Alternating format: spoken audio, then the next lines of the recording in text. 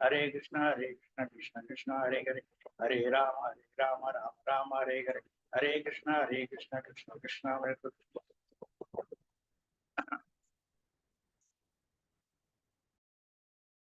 Mataji. முடிச்சிட்டீங்களா பிரபு? Okay. பெருமாளையே பார்த்த மாதிரி இருந்தது. சொல்லுங்க மாதாஜி. ஒண்ணும் இல்ல பிரபு, பாக்குறதுக்கு நல்லா நாமெல்லாம் இட்டுக்கிட்டு அழகா இருந்தீங்களா, அதான் சொன்னேன். பெருமாளையே வந்து தரிசனம் கொடுத்த மாதிரி இருந்தது. ஆமா, எப்பவுமே இது இருக்குமா மேம்? அதுதான் முக்கியம். அந்த 12 இடத்துல அந்த திலக்கு விடுக்கணும் எல்லாரும். ஆமா.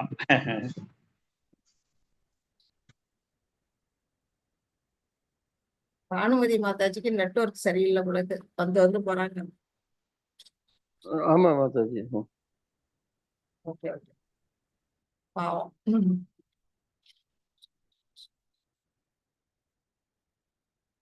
நம்ம கிளாஸ்ல எல்லாம் ஸ்லோ மோஷனா இருக்காங்களே, என்ன செய்யறது? ஹரே கிருஷ்ணா மாதாஜி. ஹரே கிருஷ்ணா மாதாஜி. பயங்கர டிஸ்டர்பன்ஸா இருக்கு மாதாஜி இங்க. ஓகே ஓகே, புரியுது மாதாஜி, எனக்கு புரியுது. அதனாலதான் நான்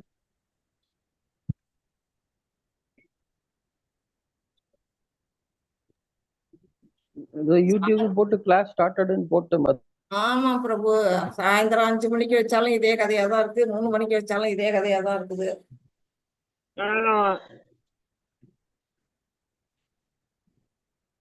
ஆர்வத்தோட ஓடி வர வேண்டாம்.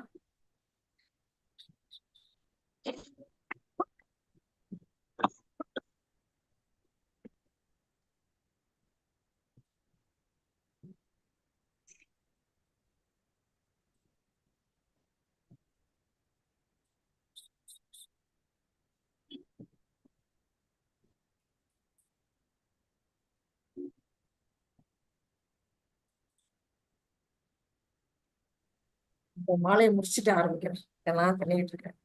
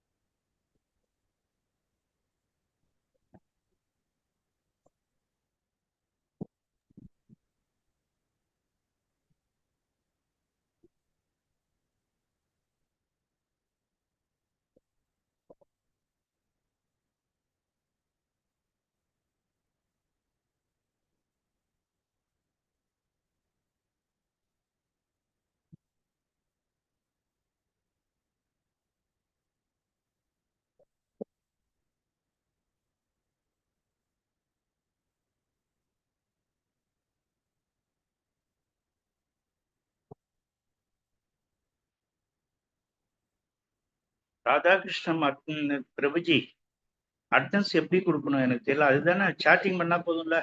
இல்ல பிரபுஜி, அந்த அட்டெண்டன்ஸ் லிங்க் உங்களுக்கு ஷேர் பண்ணிருக்கேன். சாட்டிங் தான் பண்றது, வேற எதுவும் பண்றது இல்ல.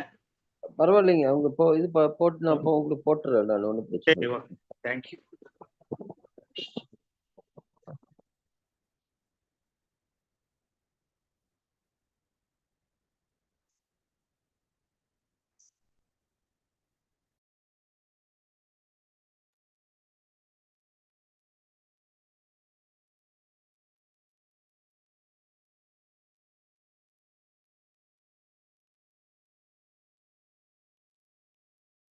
நம்ம கிளாஸ் தொடங்கிடலாம்.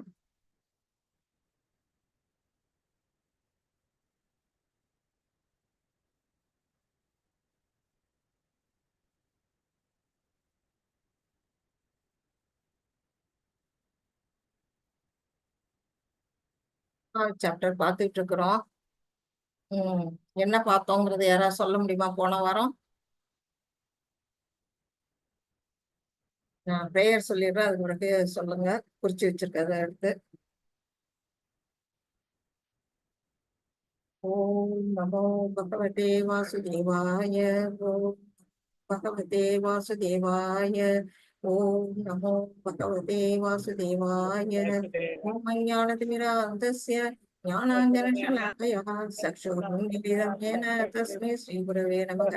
श्रीचैतन्यमनोभीष्टं स्थापितं येन भूतले स्वयं रूपं ददाति तदान्वितं श्रीकृष्णा करुणा सिन्धु दीनबन्धो जगत्पते केशवकोटिकान्ताराधा नमोऽस्तुते तप्तकाञ्चन गौराङ्गी राधे वृन्दावनोऽसुदे देवी प्रणमामि हरिप्रिये वाञ्छाकल्पतरुभ्य च कृपा सिन्धुभ्य एव च पतितानां पावनेभ्यो वैष्णवेभ्यो नमो नमः।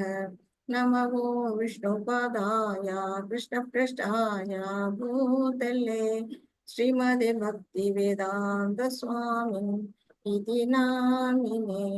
नमस्ते सरस्वती देवे गौरवाणी प्रचारिणे निर्विशेष शून्यवादे वशत्यादेशतारिणे। जय श्री कृष्ण चैतन्य प्रभु नित्यानंद श्री अद्वैत गदाधर श्रीवासादि गौरवृंद। हरे कृष्णा कृष्ण कृष्ण हरे हरे हरे राम राम राम हरे हरे। हरे कृष्णा कृष्ण कृष्ण हरे हरे हरे राम राम राम हरे हरे। हरे कृष्णा। பானுமதி மாதாஜி ஆசையா இருக்கா உங்களுக்கு பிரேயர் சொல்றதுக்கு? சொல்லணும்னா நெக்ஸ்ட் வீக் நீங்க சொல்லுங்க. ஓகே, 2 பேரும் சொன்னோம்னா ரொம்ப கச்ச கச்சான்னு இருக்கும். சொல்றீங்களா பிரபு? போன வாரம் என்ன பார்த்தோன்னு? ராதாகிருஷ்ணன் பிரபு. மாதாஜி எனக்கு டைம் இல்லை மாதாஜி பாக்குறதுக்கு. நான் சில வேலை எல்லாம் ரொம்ப டயர்டா எக்கச்சக்கமா மாட்டிக்கிட்டேன். கர்மயோகம் படிச்சுட்டு இருக்கோம், அதுவாது ஞாபகம் இருக்கா? அதெல்லாம் ஞாபகம் இருக்கு மாதாஜி. 3.26 மட்டும் முடிச்சுக்கோன்னு நினைக்கிறேன். ஆமா, கரெக்ட். ஓகே, வேற யாராவது சொல்ல விருப்பப்படுறீங்களா? போன வாரம் நம்ம என்ன பார்த்தோம் அப்படின்னு கர்மயோகத்துல?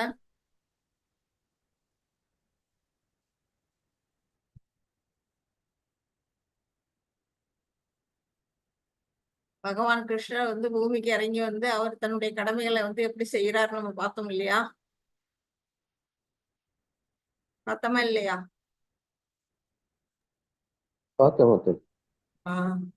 தன்னுடைய தந்தைக்கு கூட செருப்பு தலையில தூக்கிட்டு போறாரு அந்த குழந்தையா இருக்கும்போது. அதுக்கு பிறகும் குருஷேத்திர போர்க்களத்துல அவர் ஒரு துவாரகையோட அரசர். அப்படி இருந்தும் பிரபஞ்சத்தையே படைச்ச பகவான் அப்படி இருந்தும் அவர் என்ன செய்யறாரு?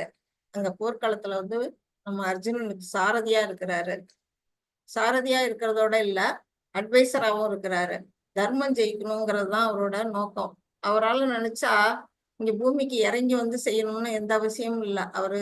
அவர் கோலோகத்துல இருந்தபடியே ஒரு கண் சிமிட்டுற நேரத்துல இந்த போரை முடிச்சிட முடியும். ஆனாலும் அவர் எதுக்காக இங்க அவதாரம் எடுத்து வராரு பூமிக்கு, அதை யாராவது சொல்ல முடியுமா?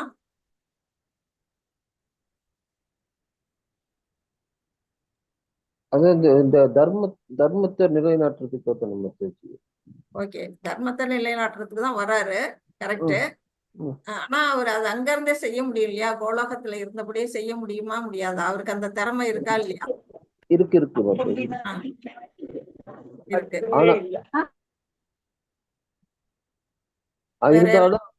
இருந்தாலும் இங்க பூலோகத்துல இந்த அவங்களுக்கு மக்களுக்கோட ஒரு மனிதனா இருந்து அவங்களுக்கு எல்லாம் போதிச்சு இப்ப எப்படி இருக்கணும்னு பகவானே இருந்து காமிச்சாதான் தான் இருக்கிறாரு அப்படின்னு சொல்லிட்டு மக்களும் அது இது பண்ணுவாங்க. இல்லைன்னா பகவான் இல்லை அப்படின்னு சொல்லுவாங்கிறதுனால அப்படி போடுவாங்க. பகவான் எப்படி மனித ரூபத்துல இருந்து நாம எப்படி வாழணுங்கிறத அவர் நமக்கு வாழ்ந்து காட்டுறாரு. அது ஒரு பாயிண்ட், கரெக்டான பாயிண்ட். இன்னும் என்னத்துக்காக அவர் வர்றாரு? இந்த அதர்மிகளை அழிக்கிறதுக்கு அவர் எதுக்கு கோலோகத்துல இருந்து இறங்கி வரணும்?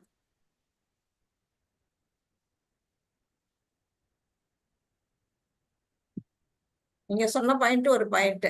நமக்கு வாழ்க்கையை எப்படி வாழணுங்கிறத அவர் வாழ்ந்து காட்டினாரு, ஒரு கரெக்ட். வேற பாயிண்ட் நம்ம படிச்சிருக்கிறோமே. 4.8ல 4.8ல என்ன ஸ்லோகம் சொல்லியிருக்காங்க? பரித்ராணாய சாதுனாம் சாதுக்களுக்கு எப்பப்பெல்லாம் ஒரு பிரச்சனை வந்து பக்தர்களுக்கு ஏதாவது பிரச்சனை வந்ததுன்னா அவங்களுக்காக நான் முதல்ல வரும் அப்படின்னு சொல்லியிருக்காங்க. பக்தர்கள் பக்தர்களை காப்பாற்றுறதுதான் அவருடைய முதல் கடமை. முதல் குறிக்கோள் வந்து என்ன? பக்தர்களை காத்தருள்றது. அதுதான் அவருக்கு முதல் குறிக்கோள். இங்க வந்து யாரு? இந்த பாண்டவர்கள் அவர் வந்து காக்கிறதுக்காக வராரு. அடுத்தது வந்து வினாசாயாம் துஷ்கிருதா. யாரு? கௌரவர்கள், அதர்மி கௌரவர் போல நான் நிறைய இருக்கிறாங்க. ஜராசந்தன், அப்புறம் வந்து யாரு, சிசுபாலன், அது அவனுக்கு துணையா இருக்கிறவங்க, கம்சன், இந்த மாதிரி இருக்கக்கூடிய அதர்மிகள் எல்லாம் அழிக்கணுங்கிறது 2வது நோக்கம். அதுக்காக வந்து அவர் வராரு இறங்கி. 3வது நோக்கம்தான் தர்மஸ்தாபனம். தர்மத்தை நிலைநிறுத்தல் வந்து 3வது காரணம். அதுதான் ஃபர்ஸ்ட் ஆர்டராகவே இருக்கும். பரித்ராணாய சாதுனா விநாசாய சதுஷ்கிருதாம் தர்ம சம்ஸ்தாய நார்த்தாய சம்பவாமி யுகே யுகே அப்படின்னு சொல்றாரு. ஃபர்ஸ்ட் வந்து பக்தர்களை காக்கணும். அதுதான் அவருடைய முதல் நோக்கம். பக்தர்களை காக்கிறத விட அவர் அங்க அந்தபடி செய்யலாம். ஆனா அவர் இந்த பூமிக்கு அவதாரம் எடுத்து எதுக்காக வராருன்னா, அவர் பக்தர்களோட பக்தரா ஒன்றி வாழணும், பக்தர்களோடய அவர் எப்போதும் இருக்கணும் அப்படிங்கிறது அவருடைய ஆசை. அந்த ஆசையை வந்து அவர் தீர்த்துக்கிறாரு. தன்னுடைய வீரம் அவர்கிட்ட, நம்மள்ட்ட எல்லா குணங்களும், நம்மள்ட்ட இருக்கிற எல்லா குணங்களும் பகவான்கிட்ட இருந்தா நமக்கு வந்திருக்கு. அவர்கிட்ட அளவுக்கு அதிகமா இருக்கு, நம்மள்ட்ட குறைவா இருக்குது. அந்த குணத்துல வந்து வீரம்ங்கிறதும் அவர்கிட்ட இருக்குது. அது வந்து ஃபுல்ஃபில்லா இருக்கு அவர்கிட்ட. நம்மள்ட்ட எல்லாம் ஒத்துழையோண்டு இருக்கும். அந்த ஃபுல்ஃபில்லா இருக்கக்கூடிய அந்த வீரத்தையும் வந்து இங்க வெளிப்படுத்துறாரு. அவருடைய அந்த 6 விதமான குணங்களையும் வந்து அவர் வந்து இங்க பகவான் அவதாரம் எடுத்தப்ப அவர் காட்டுறாரு அப்படிங்கிறதெல்லாம் நம்ம படிச்சிருக்கிறோம். இப்ப இதுல என்ன சொல்லியிருக்கிறாங்க அப்படின்னா, செல்ஃப் ரியலைஸ்டு பர்சன். நம்ம 25th நம்ம படிச்சது வந்து தன்னுணர்வு பெற்ற மக்கள் வந்து எப்படி செய்யறாங்க, வேலையாற்றுறாங்க. கிருஷ்ண உணர்வில் இல்லாத மக்களுடைய வேலை வந்து எந்த விதமா இருக்கு.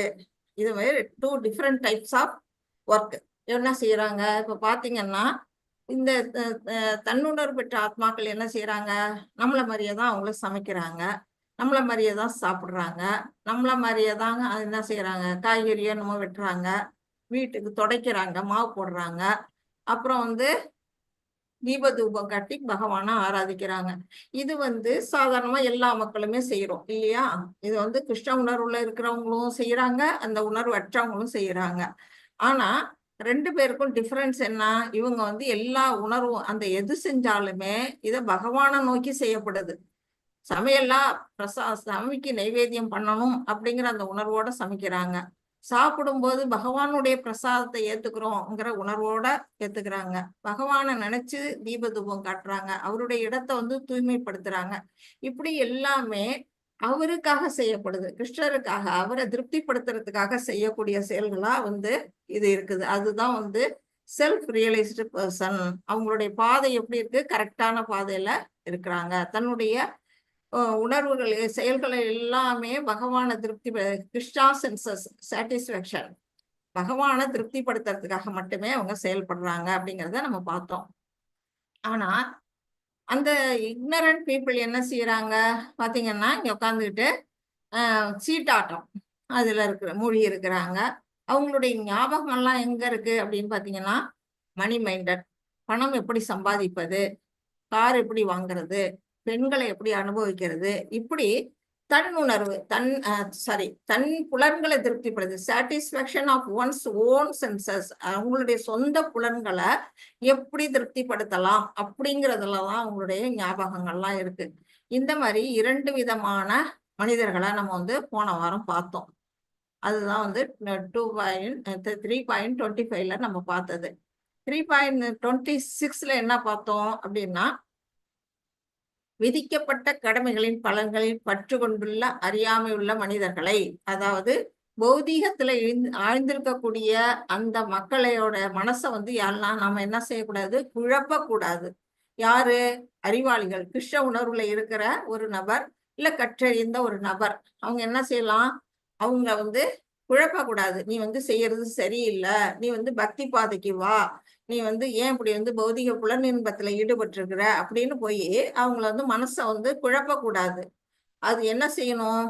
அது வந்து அவங்க வந்து இது எப்படி உழைக்கிறது, அது எப்படி பகவான் பக்கமா திருப்பி அவங்க செயல்பாடு பண்ணணும் அப்படிங்கிறத ஒவ்வொரு கிருஷ்ண பக்தியில இருக்கிறவங்களையும் எப்படி பண்ணணும்னா வாழ்ந்து காட்டணும். அதுதான் வந்து பகவான் வந்து நமக்கு இங்க வாழ்ந்து காட்டினார். கிருஷ்ணர் வந்து இங்க பூலோகத்துல வந்து பிறவி எடுத்து பகவானா இருக்கக்கூடிய பரம்பொருள் வந்து என்ன செய்யறாரு, குருகுல கல்வி பயில்றாரு. எல்லா விதமான வித்தைகளும் அவர் வந்து கலைகள் 64 அவர் வந்து கத்துக்கிறாரு. அப்புறம் வந்து தன்னுடைய கடமையா வந்து அரசாட்சி புரிகிறாரு. அப்புறம் கோபியர்களை திருப்திப்படுத்துறாரு. தன்னுடைய தாய் தந்தை தேவகியும் வசுதேவரையும் சிறையிலிருந்து மீட்கிறாரு. தாத்தாவை விடுவிக்கிறாரு. அதர்மிகள் எல்லாம் அழிக்கிறாரு, கம்சன் உட்பட. அப்புறம் வந்து போரிட்டு வர்றவங்களெல்லாம் போர்ல வெற்றி காண்றாரு. அதுக்கு மேல என்ன செய்யறாரு, துவாரகை மக்களுக்கு வந்து ஒரு நகரமே உற்பத்தி பண்ணி அங்கே தன்னுடைய 16,108 மனிதர்கள் அவங்க வந்து இந்த பௌமாசுரன் அப்படிங்கிற ஒரு அசுரன் என்ன செய்யறான், ராஜகுமாரிகள் எல்லாம் கடத்தி கொண்டே அங்க சிறைப்படுத்தி வச்சிருக்கிறான். 16,000 ராஜகுமாரிகள் அவங்கள வந்து விடுவிக்கணும் அப்படிங்கும் பொழுது அது யாரால முடியும்? அவன் ஒரு வரம் வாங்கி வச்சிருக்கான். அவன் என்ன பண்ணிருக்கான், அவனை பெத்த தாய் மூலமா தான் அவன் வந்து இறக்கணும் அப்படின்னு ஒரு வரம் வாங்கி வச்சிருக்கான். அந்த தாய் யாருன்னா பூமாதேவி. அவங்கள்ட்ட இருந்து உற்பத்தியானவன் தான் அவன். அதனால அவர் பகவான் என்ன செய்யறாரு, அவன் வந்து சத்தியபாமையை அழிச்சிட்டு வர்றாரு போருக்கு. அவங்க வந்து என்ன செய்யறாங்க, போர்க்களத்துக்கு கருட வாகனத்துல இருந்துகிட்டு இவர் அம்பெல்லாம் தொடுக்கிறாரு பௌமாசுரன் மேல. அப்போ வந்து அவன் என்ன பண்றான், பதிலுக்கு போரிட்டுக்கிட்டு இருக்கிறான். அந்த டயத்துல இவனை அழிக்கிறது வந்து சத்தியபாமையால தான் முடியும் அப்படிங்கறத உணர்ந்ததுனால பகவான் என்ன செய்யறாரு, சும்மாச்சுக்கு வேஷம் போடுறாரு. மயக்கடிச்சு விழுந்த மாதிரி ஒரு இது பண்றாரு. அந்த இடத்துல ஒரு நாடகம் ஆடுறாரு. லீலை எல்லாமே அவருடைய லீலை. அந்த மாதிரி செஞ்ச உடனே சத்தியபாமாவுக்கு கோபம் வந்துருது. தன்னுடைய கணவன் யார் ஒருத்தர் ஒரு தர்ம பத்தினியான இருக்கவங்க தன்னுடைய கணவனுக்கு ஒரு ஆபத்து நேரம்னா சீறி எழுவாங்க. அந்த மாதிரி அவர்களுக்கு கோபம் வருது. உடனே அவங்க என்ன செய்யறாங்க, வில்ல அம்ப வச்சு தொடுக்கிறாங்க. பௌமாசுரன் அழிந்து போறான். அவங்களுடைய மகன் தான் அவன், தாயால தான் அழியணும்னு வரம் வாங்கியிருக்கான். அந்த திமிர்ல அவன் வந்து என்னென்னமோ அதர்மிகளை செய்யறான், அதர்மத்தை. அப்போ வந்து பகவான் வந்து என்ன செய்யறாரு, சத்தியபாமாவை போர்க்களத்தை கூட்டிட்டு வந்து அவனை அழிக்கிறாரு. அப்படி அவன் கைது பண்ணி வச்சிருக்கிற அந்த 16,000 ராஜகுமாரிகளையும் 16,100 ராஜகுமாரிகளையும் விடுவிக்கிறார். விடுவிச்ச பிற்பாடு அவங்க எல்லாம் என்ன சொல்றாங்க, என்ன வந்து யார் திருமணம் பண்ணிக்குவா, என்னமே இவரு அரக்கனுடைய அரண்மனையில இருந்த என்ன எங்களை யார் வந்து திருமணம் பண்ணிக்குவா, நீங்க தான் எங்களுக்கு வந்து உதவி பண்ணணும் அப்படின்னு கேட்டான்னா உடனே அவர் என்ன செய்யறாரு, அவங்கள திருப்திப்படுத்துறதுக்காக அவங்களுடைய வேண்டுகோளுக்காக அவங்களெல்லாம் திருமணம் பண்ணிக்கிறாரு. திருமணம் பண்றதோட இருக்கிறாரா, அவங்கள எல்லா விதத்திலையும் திருப்திப்படுத்துறாரு. இவர் தன்னை விரிவங்கம் பண்ணிக்கிறார். 16,108 கிருஷ்ணரா தன்னை விரிவங்கம் பண்ணி ஒவ்வொரு வீட்லயும் ஒவ்வொரு கிருஷ்ணர் இருந்து ஒவ்வொரு மனைவிக்கும் வந்து சேவைகள்லாம் புரியறத நம்ம பார்த்தோம். இப்படி அவர் வந்து எப்படி வாழ்ந்து காட்டுறாரு, ஒரு கிரகஸ்தனா வாழ்ந்து காட்டுறாரு, ஒரு சத்திரியனா வாழ்ந்து காட்டுறாரு, ஒரு பிராமணனா பிரம்மச்சரிய வாழ்க்கை எப்படி வாழணும்னு வாழ்ந்து காட்டுறாரு. துறவோடு இருக்கிற அதே சமயத்துல எந்த விதமான பற்றும் இல்லாம இந்த உலகத்துல வந்து அவதாரம் பண்ணினாலும் அவர் எதுலயாவது வந்து நம்மள மாதிரி ஜட பிணைப்புல மாட்டிக்கிறாரான்னா இல்ல. அவர் வந்து தன்னுடைய தனித்தன்மையை இழக்காம இருக்கிறாரு. சர்வசக்தி படைத்த பகவான் அவரு. அதனால அவர் வந்து இதுல ஈடுபட்டாலும் விலகியே இருக்கிறாரு. அதுதான் துறவு. பற்றற்ற நிலையில அவர் இருக்கிறாரு.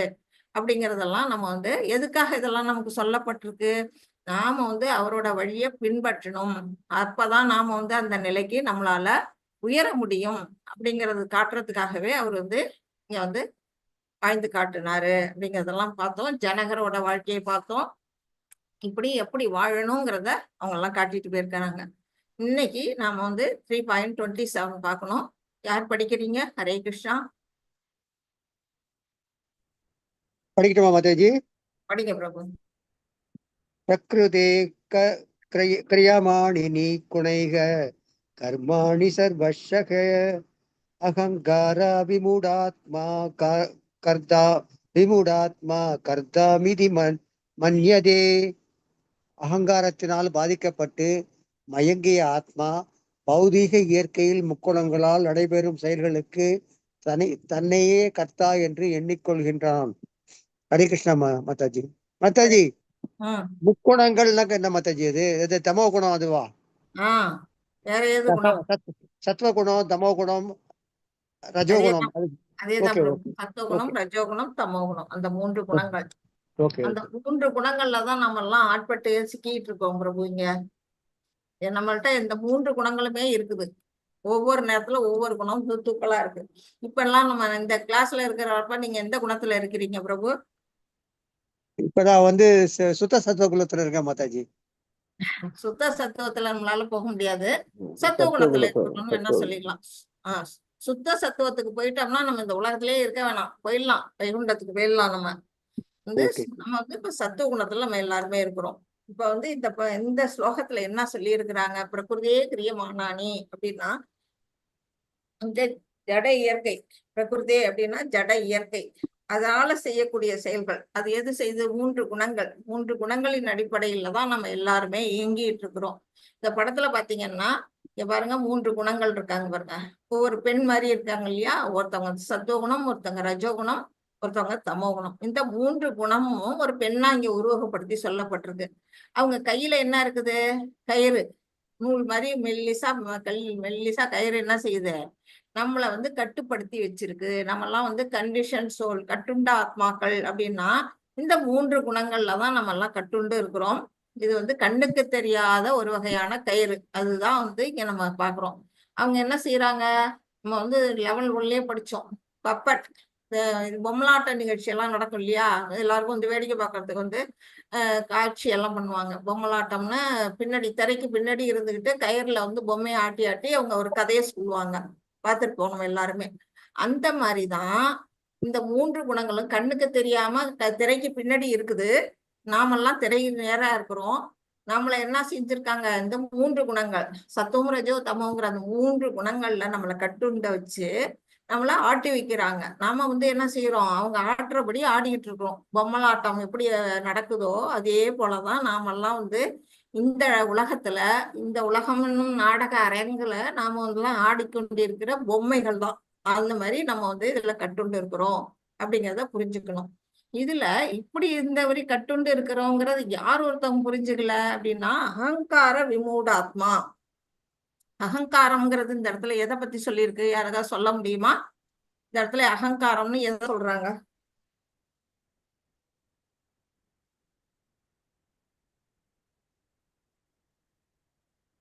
தெரிஞ்ச வரையில சொல்லுங்க, பரவாயில்ல.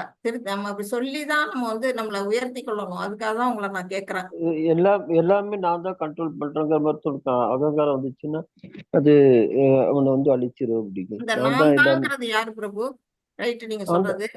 ஜட நான் உணர்வில் தான் இருப்பவன் ஜட உணர்வில் இருக்கிறது. அகங்காரத்தின் காரணத்தால் எல்லாவற்றையும் நானே செய்கிறேன் என்று உறுதியாக நம்பிக்கொண்டுள்ளான் அப்படிங்கிறது. அது ஓகே, நான் தான் செய்யறேன் அப்படின்னு அவன் நம்பிட்டு இருக்கான். அந்த நான்கிறது யாருங்கிறதான கேள்வி. ஆத்மாதான் மாதாஜி. ஆத்மா வந்து செய்யுது. ஆனா இங்க வந்து இந்த அகங்காரத்துல இருக்கிறவன் என்ன செய்யறான்? இந்த உடல் தான் நானும் நினைச்சிட்டு இருக்கிறான். ஆத்மான்னு நினைக்கலவான். நம்ம ஆமா ஆத்மா ஆமா இந்த இடத்துல உடலை தான் வந்து அவன் வந்து இந்த உடலோட தன்னை வந்து ஒன்றிக்கிறான். இந்த இந்த உடல் நமக்கு எந்த ஒரு உடல் கிடைச்சிருக்கோ அந்த உடலாலதான் இந்த வேலை செய்யறதுனால அதான் இந்த உடல் அழிவில்லாதன்னு நினைச்சுக்கிறேன் மாதாஜி. இந்த உடல் உடல் நான் தான் எல்லாமே. உடல் அழியாதுன்னு தெரியும், அவனுக்கு அழியக்கூடியதுங்கிறது தெரியும். ஆனா இந்த உடலும் ஆத்மாவும் ஒண்ணுன்னு நினைச்சுக்கிறான். உடல் வேற ஆத்மா வேறங்கிறது அவனுக்கு தெரியாது. அதுதான் அந்த இடத்துல அகங்காரம்ங்கிறது. அந்த அகங்காரத்தினால அவன் என்ன செய்யறான்? தன்னையே உடலா வந்து, உடல் தானே இங்க வேலை செய்யுது. ஒவ்வொரு வேலையும் எது செய்யுது? ஆத்மாவை வந்து செய்யுது, உடல் தான் செய்யுது.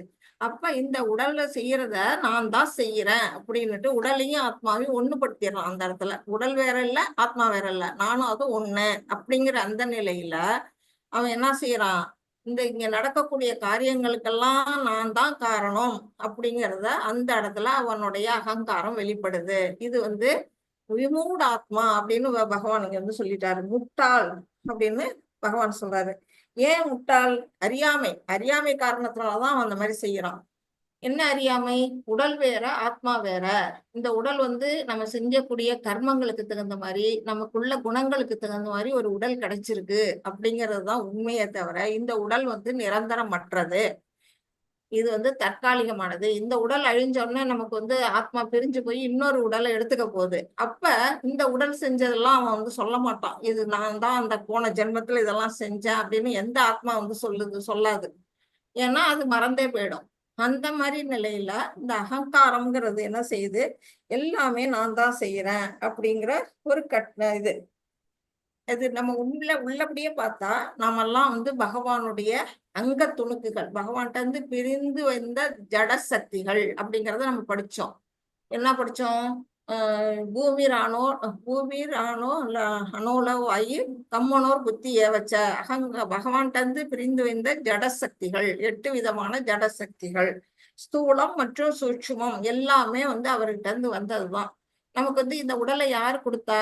பகவானுடைய ஆணைப்படி இந்த ஜட இயற்கை தான் நமக்கு இந்த உடலை கொடுத்திருக்கு. இந்த உடல் மட்டும் இல்ல, நாளைக்கு வேற ஒரு உடல் கிடைச்சாலும் அது ஜட இயற்கையால படைக்கப்பட்ட உடல் தானே தவிர நாமளே நான் இன்னைக்கு விரும்புறேன், நான் வந்து இப்ப வந்து இந்த இதுல இருக்கிறாங்க பானுமதி மாதாஜி மாதிரி எனக்கு ஒரு உடல் வேணும் அப்படின்னு நான் நினைச்சேன்னா எனக்கு கிடைக்குமா? இப்ப சண்முகம் பிரபு வந்து நான் வந்து ஜெகநாதன் பிரபு மாதிரி எனக்கு ஒரு உடல் வேணும் அப்படின்னு அவர் விரும்பினார்னா கிடைக்குமா? நிச்சயமா கிடைக்காது. அவங்கவுங்க விருப்பம் இருக்கலாம். ஆனா எது ஜட இயற்கை வந்து என்ன செய்யுது, அவங்கவுங்க செய்யற கர்மத்துக்கு தகுந்த மாதிரியும் குணத்துக்கு தகுந்த மாதிரியும் தான் ஒரு உடல் கிடைக்குமே தவிர நாம விருப்பப்படுற மாதிரி கிடைக்காது. வேணா ஒண்ணு செய்யலாம், கடைசி நேரத்துல உயிர் விடுற அந்த நேரத்துல நாம எதை விரும்புறோமோ அதுக்கு தகுந்த மாதிரி ஒரு உடலை வந்து ஜட இயற்கை படைச்சு கொடுக்கும் அப்படிங்கிறத நம்ம புரிஞ்சுக்கலாம். அதை தவிர நம்ம விருப்பப்பட்டது எல்லாம் நடக்காது. அப்படிங்கும்போது நம்ம பகவானுடைய பார்ட் அண்ட் பார்சல் அப்படிங்கிறத இந்த அகங்காரம், அதாவது உடலும் தானும் ஒண்ணுன்னு நினைக்கக்கூடிய அந்த ஆத்மா என்ன செய்யுது, நினைச்சுக்குது. அது எதனால? அறியாமைங்கிற அந்த காரணத்தினால. அதனாலதான் இது வந்து மயக்கப்பட்ட நிலையில இருக்குது. எதோட மயக்கம்? குணங்களின் மயக்கத்தினால அது மயங்கி தன்னையே கர்த்தா, நான் வேற உடல் வேற இல்ல அப்படிங்கிற ஒரு இதுல அகம்பாவத்தோட அது ஒர்க் பண்ணுது. அதுதான் வந்து இதுல சொல்லப்பட்டிருக்கு. இது வந்து மறதி ஒரு காரணம். அகங்காரம், அறியாமை, மறதி இது எல்லாமே காரணமா இருக்கு அப்படிங்கறது சொல்லப்பட்டிருக்கு. இது யாராவது படிக்கிறீங்களா? இதை மட்டும் ஸ்கிரீன்ல இருக்கிறது. பொய்யான அகங்காரத்தின் செல்வாக்கின் கீழ் ஜட உடல் உள்ள ஒருவர் தான் அனைத்தையும் செய்பவராக நினைக்கிறார்.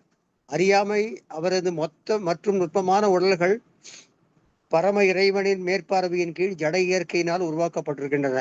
அவரது அறியாமையின் அறிகுறியான அவரது செயல்களுக்கான அனைத்து புகழையும் அவர் ஏற்றுக்கொள்கிறார். அவரது உடல் மற்றும் மன செயல்பாடுகள் கிருஷ்ணரின் சேவையில் ஈடுபட வேண்டும் என்று அவர் நினைக்கவில்லை. புலன் திருப்திக்காக தனது புலன்களை நீண்ட காலமாக துஷ்பிரயோகம் செய்ததால் பொய்யான அகங்காரத்தால் குழப்பமடைந்தார். கிருஷ்ணருடனான தனது நித்திய உறவை மறந்து விடுகிறார். ஹரே கிருஷ்ணா மாதாஜி. ஹரே கிருஷ்ணா. இப்ப வந்து நம்ம சொன்னதுதான் பார்த்ததுதான் சொல்லியிருக்கிறாங்க.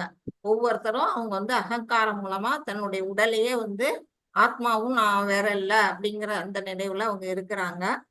ஆனா அந்த பகவான் என்ன செய்யறாரு, இப்ப வந்து நமக்கு உடல் பத்தி நம்ம சொல்லப்பட்டிருக்கு. என்ன உடல்னா 2 விதமான உடல் நமக்கு, அதாவது 3 விதமா இருக்கு நமக்கு உடல். இதுல வந்து 2 விதம் கொடுத்திருக்கிறாங்க. இப்ப வந்து இதுல என்ன சொல்லியிருக்கிறாங்க,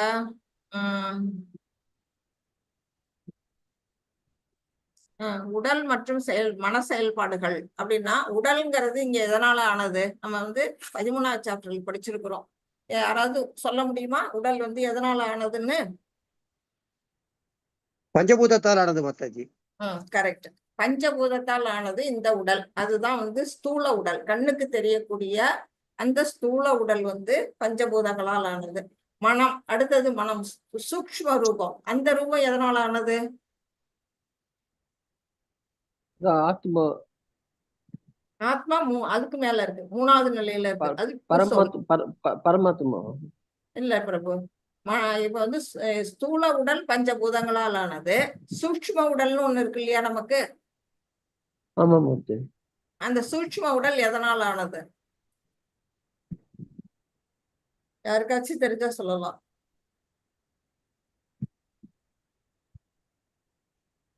மனம், புத்தி, அகங்காரம், அந்த 3ம் சேர்ந்ததுதான் நம்முடைய சூட்சும உடல். நம்ம வந்து இதை படிச்சிருக்கிறோம். செவன்த் சாப்டர் நினைக்கிறேன். 3 விதமான உடல்களை நான் உங்களுக்கு காட்டியிருக்கேன், படமாவே காட்டியிருக்கிறேன். பஞ்சபூதத்தால் ஆனது கண்ணுக்கு தெரியக்கூடிய இந்த ஸ்தூல உடல், கண்ணுக்கு தெரியாம இருக்கக்கூடிய அந்த சூட்சும உடல் வந்து மனம், புத்தி, அகங்காரம். அதுக்கு உள்ளாரதான் வந்து நம்மளுடைய பியூர் சோல் இருக்கு. பியூர் சோல் வந்து எந்தவித களங்கங்களும் இல்லாம இருக்கு. ஆக மொத்தம் நம்ம உடல் வந்து பாத்தீங்கன்னா 3 நிலையில நம்ம உணரணும். அதை வந்து நம்ம இப்ப இந்த உடல் வந்து அழியுது அப்படிங்கும்போது, அந்த உடல் அழிஞ்ச பிற்பாடு இந்த சூட்சும உடல் தான் வந்து என்ன செய்யுது, அந்த ஆத்மாவோட வெளியேறுது. ஆத்மா மட்டும் போகல வெளியில, ஆத்மாவோட சேர்ந்து அந்த சூட்சும உடல் போகுது. என்னத்த சுமந்துகிட்டு போகுது, நம்ம செஞ்சக்கூடிய நல்வினை, தீவினை, அந்த கர்மங்கள், நம்மளுடைய எண்ணங்கள், நம்முடைய குணங்கள் எல்லாத்தையுமே அது தூக்கிட்டு போகும்போது அதுதான் வந்து என்ன செய்யுது, மனம், புத்தி, அகங்காரம்னு சொல்லப்படுற அந்த 3, அது 3 டேக் ஆகி தான் வந்து என்ன செய்யுதுன்னா அந்த சூட்சும உடல் வந்து வெளியேறுது. அதுக்குள்ளேதான் பியூர் சோலும் இருக்குது. இப்ப சூட்சும உடல் வந்து வெளியேறி போயிடுச்சு, ஸ்தூல உடல் இங்க இருக்குது, அது அழிஞ்சு போயிடுச்சு. அதை வந்து ஒண்ணு எரிக்கிறாங்க, இல்ல புதைக்கிறாங்க, ஏதோ ஒண்ணு நடக்குது. ஆனா அந்த சூட்சும உடல் என்ன செய்யுது, திரும்பி ஒரு உடலை ஏற்கிற வரையிலும் அது வந்து அந்த ஆத்மாவோட ஒட்டிக்கிட்டு இருக்குது. அந்த ஆத்மா வந்து இப்ப வைகுண்டத்துக்கு போகணும் அப்படின்னு நம்ம எல்லாம் முக்தி நம்ம படிக்கிறோமே, அந்த முக்தி அடையணும்னா இந்த அசூட்சும உடலை கைவிட்டாதான் வந்து எங்க போக முடியும், வைகுண்டத்துக்கோ கோலோகத்துக்கோ போக முடியும். இந்த சூட்சும உடல் வந்து களங்கம் நிறைந்தது. மனம், புத்தி, அகங்காரம்ங்கிற அந்த 3 என்ன செய்யுது, நம்மள்ட்ட எல்லா வித களங்கங்களையும் வச்சிருக்குது. அந்த களங்கத்தை விட்டாதான், அந்த உடலை நம்ம கைவிடும் பொழுதுதான் நாம வந்து பியூர் சோலா இருக்கும் பொழுது மட்டும்தான் என்ன செய்ய முடியும்னா அந்த மேல் உலகத்துங்களுக்கு போக முடியும். அது வரையிலும் நமக்கு வேற ஒரு உடல் வந்து திரும்ப திரும்ப நமக்கு கிடைச்சிக்கிட்டே இருக்கும். இப்படி பல புலன் திருப்திக்காக மாதாஜி, நான் கேள்விப்பட்டதே வந்து ஒரு ஒரு மறுபிறப்புக்கு வரப்போறதுக்கு போதுதான் வந்து அந்த சூட்சம உடல் நம்மளை விட்டு பிரிஞ்சு நம்மள்ட்ட இருக்கிற ஆத்மா மட்டும்தான் போய் கருவுல சேர்றது அப்படின்னு நான் கேள்விப்பட்டிருக்கேன். இல்ல பிரபு, நம்மளுடைய பகவத்கீதை படி அப்படி கிடையாது. பகவத்கீதையில சொல்லப்பட்டது எதுன்னா, சூட்சும உடலோட வெறும் பியூர் ஆத்மாவா இருந்ததுன்னா அது ஏன் திரும்பி இங்க வந்து இன்னொரு கருவுல வரணும் சொல்லுங்க. இல்ல மாதாஜி, இப்போ வந்து இந்த சூட்சம உடல்ங்கிறது நம்மளோட உடலோட ஒரு டூப்ளிகேட் காப்பி தான் மாதாஜி. அது டிப்ளிகா, நம்மளோட உடலோட டிப்ளிகா. இப்போ சில சமயம் சில பேர் வந்து இந்த பேயெல்லாம் பேயெல்லாக்கா ஆத்மாவை பார்ப்பாங்க. அந்த ஆத்மா வீட்டுல வந்து சுத்துற போது அது சில பேருக்கு கண்ணுக்கு தெரியும், நிறைய பேருக்கு கண்ணுக்கு தெரியும், நமக்கு கண்ணு தெரியாது. ஏதாவது ஒரு சில பேருக்கு கோடியில ஒருத்தருக்கு யாருக்காவது தெரியும். அப்படி தெரிகிற போது பாத்தீங்கன்னாக்க அவங்க கண்டுபிடிச்சிருவாங்க அது யாரு வந்திருக்கிறதுன்னு சொல்லிட்டு. ஏன்னா அந்த உடல் இறந்துடுது, ஒண்ணு பூமிக்குள்ள போயிடுறோம், இல்லைன்னாக்கா நம்ம வந்து எரிச்சிடுறோம். ஆனா அந்த சூட்சம உடல் வந்து நம்ம உடலோட ஒரு ரிப்ளிகா தான் மாதாஜி. அது உங்களுக்கு 7th சாப்டர் திருப்பி ஒரு தடவை எடுக்கலாம், நான் பாடம் வருவேன், கண்டினியூ பண்ணி வருவேன். இப்போ 3வது சாப்டர்ல இருக்கோம். 7th சாப்டர் போது இன்னும் வந்து நீங்க நல்லா புரிஞ்சுக்கிற மாதிரி உங்களுக்கு நான் விளக்கமா சொல்றேன். ஆனா இது வந்து நீங்க கேள்விப்பட்டதெல்லாம் சொல்லக்கூடாது. கேள்விப்பட்டதுன்னா வந்து ஏதாவது வேதிக் ரெஃபரன்ஸ் இருக்கா பிரபு நீங்க படிச்சதுல? சூட்சும உடல் வந்து வேதிக் ரெஃபரன்ஸ் இல்ல, அது வந்து ஒரு ஆத்மா சொன்னதுதான் நான் சொல்றேன். அந்த மாதிரி எடுத்துக்கூடாது. நம்ம எதுனாலும் இங்க வந்து ரெஃபரன்ஸ் காட்டணும். வேதிக் ரெஃபரன்ஸ் இருந்தாதான் இங்க ஒத்துக்க முடியும். அந்த ரெஃபரன்ஸ், ஏன்னா வேதம் எப்படிப்பட்டது, நம்ம தாயை போன்றது. தாய் வந்து இதான் உன் அப்பா அப்படின்னு கை காட்டினா நம்ம ஒத்துக்கிறோம். வந்து தாய்க்கு மட்டும்தான் தெரியும் நம்மளோட அப்பா யாருங்கிறது, வேற யாருக்கும் தெரியாது. தாய் சொல்றதை நம்புறோம் இல்லையா? அந்த மாதிரி வேதம் சொல்றதான் நம்ம நம்பணும். வேதங்கள் வழியா சொல்லப்பட்டதுதான் விஷயங்களை தான் நம்ம வந்து கணக்குல எடுத்துக்கணுமே தவிர, நம்ம காதால கேட்ட செய்திகள், மத்தவங்க சொல்ற செய்திகள், வேற ஏதாவது கதாகாலட்சேபத்துல கேட்கறது, அதுல எல்லாம் நீங்க கேளுங்க அவங்கள்ட்ட, வேதிக் ரெஃபரன்ஸ் என்னன்னு கேளுங்க. அவங்க இருந்தா சொல்லட்டும், சொன்னாங்கன்னா நம்ம ஏத்துக்கலாம். ஆனா இங்க நம்மளுடைய பகவத்கீதை படி நமக்கு அந்த 3 இருக்குது. பியூர் சோல் இருக்கு, இல்லைன்னு நான் சொல்லவே இல்லையே. உங்களுக்கு சோல் இருக்குது. நீங்க சொல்றீங்களா இப்ப பேயா வந்து யாராவது பாக்குறாங்க அப்படின்னு, அந்த பேயா ஏன் வந்து சுத்திக்கிட்டு இருக்குது? அப்ப வந்து அந்த இன்னொரு சூட்சும உடல் அங்க வந்து அதுக்கு இருக்குது, சேர்ந்து இருக்குது. அந்த மனம், புத்தி, அகங்காரம்ங்கிறது அதோட டேக் ஆகிருக்கு. அதனாலதான் அது வந்து ஒரு பேயாவோ இல்ல ஒரு ஆத்மாவோ ஏதோ ஒண்ணு அங்க சுத்திக்கிட்டு இருக்குது. என்னைக்குமே பியூர் சோல் ஆயிட்டானா, இப்ப நம்ம பூலோகத்துல நம்ம பௌதிக உலகம் எப்படிப்பட்டதுன்னா, ஆன்மீக உலகத்தோட 4ல் 1 பங்கு தான் இங்க இருக்குது. மிச்சம் 3 பங்கு வந்து ஆன்மீக லோகத்துல இருக்கு அப்படின்னு சொல்லப்படுது. 4 ஒரு பங்கு தான் இந்த பூலோகம். அதே மாதிரி இங்க வசிக்கக்கூடிய மக்களும் வந்து எப்படின்னா, அங்க இருக்க மக்கள் 3 பங்கு அங்க இருக்கிறாங்க, இங்க வந்து 1 பங்கு தான் இருக்காங்க. அப்ப நீங்க பாருங்க, இவ்வளோ கோடானு கோடி மக்கள்ல நாம வந்து இதை போல 3 பங்கு மடங்கு வந்து ஆன்மீக உலகங்கள்ல இருக்கிறாங்கன்னா, அவங்கதான் பியூர் சோல், முக்தி பெற்ற ஆத்மாக்கள், முமோட்சுகள் அப்படின்னு நம்ம படிக்கிறோம் இல்லையா? அவங்கதான் வந்து பியூர் சோல் பிரபு. பகவானுக்கு அங்க தொண்டாற்றிட்டு இருக்கிறாங்க. அப்ப அவங்களெல்லாம் எங்க கொண்டு சேர்க்கறது? அவங்க எல்லாம் சூட்சும உடலோட இருக்கிறாங்கன்னு எடுத்துக்கிறதா கணக்குல? இல்ல சூட்சும உடல் விட்டுட்டு வெறும் ஆத்மாவா இருக்கிறாங்கன்னு எடுத்துக்கிறதா? அப்ப நீங்க வந்து யோசிச்சு பார்க்கணும். அப்போ அவங்கதான் வந்து பியூர் சோல். இது இங்க வந்து திரும்பி திரும்பி யார் கருவுல எல்லாம் வர்றாங்களோ அத்தனை பேரும் அந்த சூட்சும உடல் ஆத்மாவும் சேர்ந்தவங்க தான் அப்படிங்கிறத நம்ம புரிஞ்சுக்கணும்.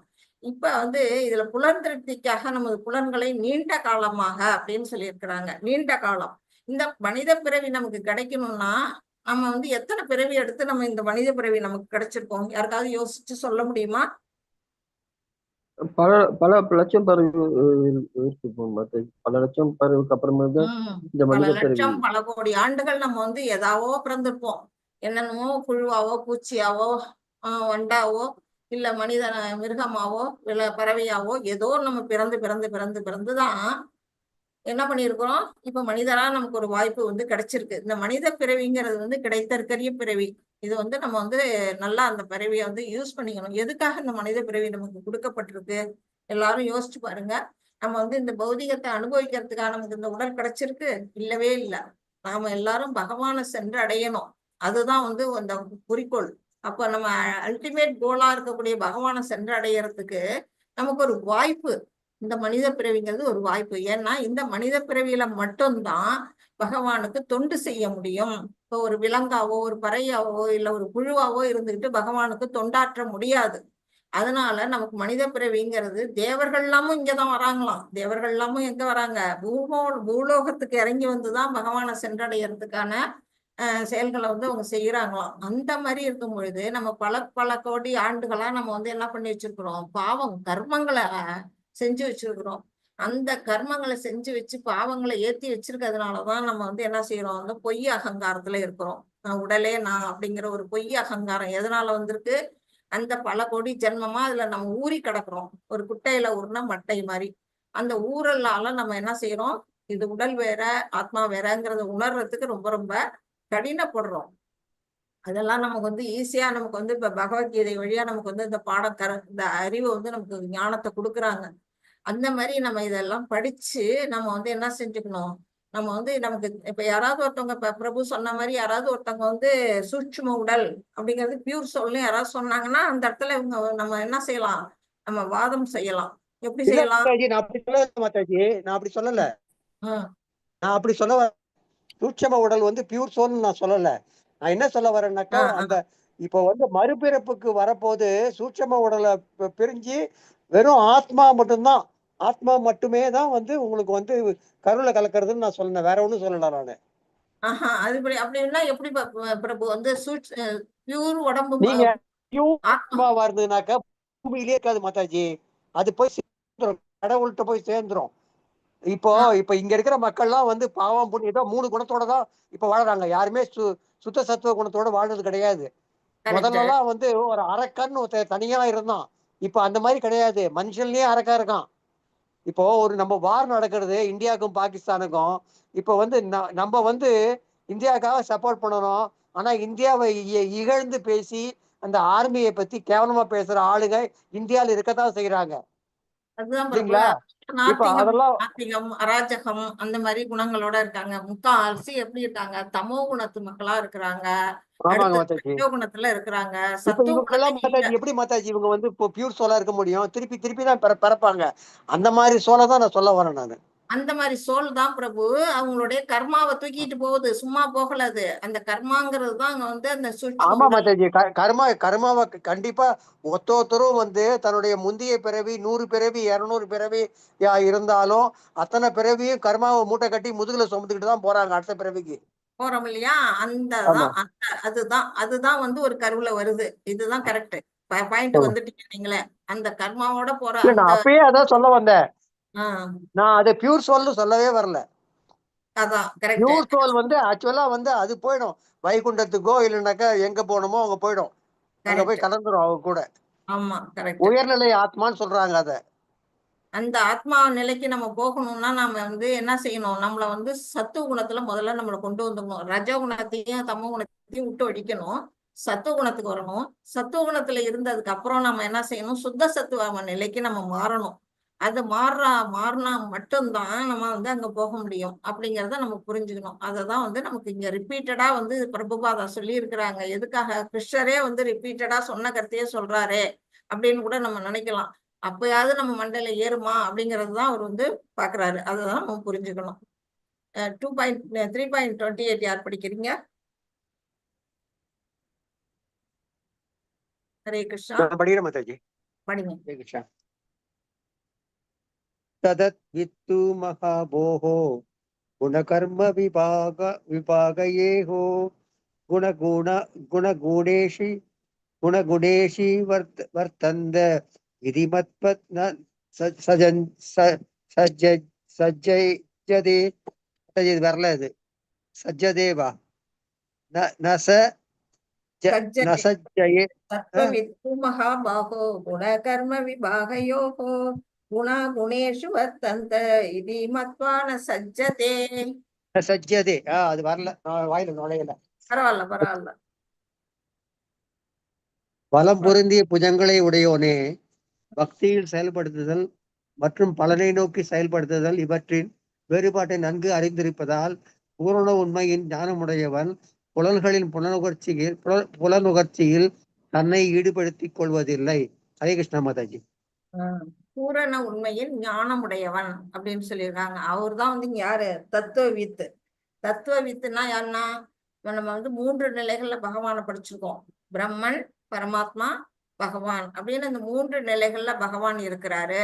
நாம எந்த நிலையை நம்ம போய் அடையணும் சொல்லுங்க? பரமாத்மா நிலைமையில அடையணும் மாதாஜி. பரமாத்மா நிலை அடைஞ்சா நம்ம திரும்பி பூமிக்கு தான் வரணும். பரமாத்மாங்கிறது நம்ம இதயத்துல இருக்கக்கூடிய 4 கை ரூபமான பகவான் விஷ்ணு இல்லைன்னு சொல்ல. அவர் வந்து 3 நிலைகள்ல அது இடைப்பட்ட நிலையில இருக்கிறாரு. சூரியன் ஒளி, சூரிய வட்டம், சூரிய கிரகம் அப்படின்னு 3 நிலையில நான் சொல்லி கொடுத்துருக்கிறேன். வந்து பிரம்ம ஜோதியை வழிபடுறவங்க அருவவாதிகள், அவங்கதான் வந்து ஒளிய வழிபடுறாங்க. ஞானிகள் தான் வந்து என்ன செய்யறாங்க, பரமாத்மா ரூபத்தை வழிபாடு பண்றாங்க. உள்ளுக்குள்ள இருக்க அந்த பரமாத்மாவை ஞானிகள்லாம் வழிபாடு பண்றாங்க. பகவானை வழிபடுறவங்க தான் பக்தர்கள், கிருஷ்ண பக்தர்களா இருப்பாங்க. அவங்கதான் வந்து இறைவனை சென்று அடைய முடியும். பக்தர்களால மட்டும்தான் பகவானை சென்றடைய முடியும். ஞானிகளும் சரி, யோகிகளும் சரி, திரும்பி இந்த பூமிக்கு பிறந்துதான் வந்தாகணும். பிறவாத நிலை வேணும்னா பகவானை முழுமுதற் கடவுளை தான் நம்ம வணங்கணும். இப்ப இந்த இடத்துல தத்துவவித் அப்படின்னு சொல்லப்பட்டது.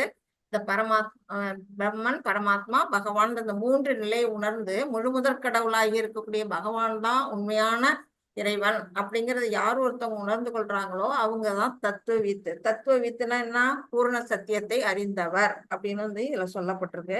அவங்க என்ன செய்யறாங்க, இதை உணர்ந்துக்கிட்டாங்க, பகவானை பத்தி தெரிஞ்சுக்கிட்டாங்க.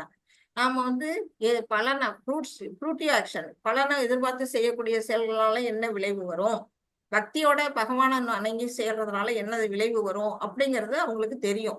அந்த நிலையை அவங்க புரிஞ்சுக்கிட்டு இருக்கிறதுனாலதான் அவங்க என்ன செய்யறாங்க, இந்த புலன்கள் மேலையும் புலனுகர்ச்சி பொருள்கள் மேலையும் ஆசை வைக்க மாட்டாங்க. அதை விட்டுட்டு ஒன்லி பகவானுக்காக தொண்டாற்றுவாங்க. பகவானுடைய பார்ட் அண்ட் பார்சல் நாம, அவருக்கு தொண்டாற்றுதல் மட்டும்தான் நம்மளுடைய உண்மையான குறிக்கோள். அவர் வந்து சத் சித் ஆனந்தம் அப்படிங்கிற அந்த 3 நிலையில சத்தியமும் அவர் தான், நித்தியமும் அவர் தான், பூரண ஆனந்தமும் அவர் தான். அவருக்கு தொண்டாற்றுதல் மூலமா தான் நாம வந்து இந்த உலகை வந்து வெற்றி பெற முடியும் அப்படிங்கிற அந்த நிலையை அவங்க உணர்ந்தவங்களா இருப்பாங்க.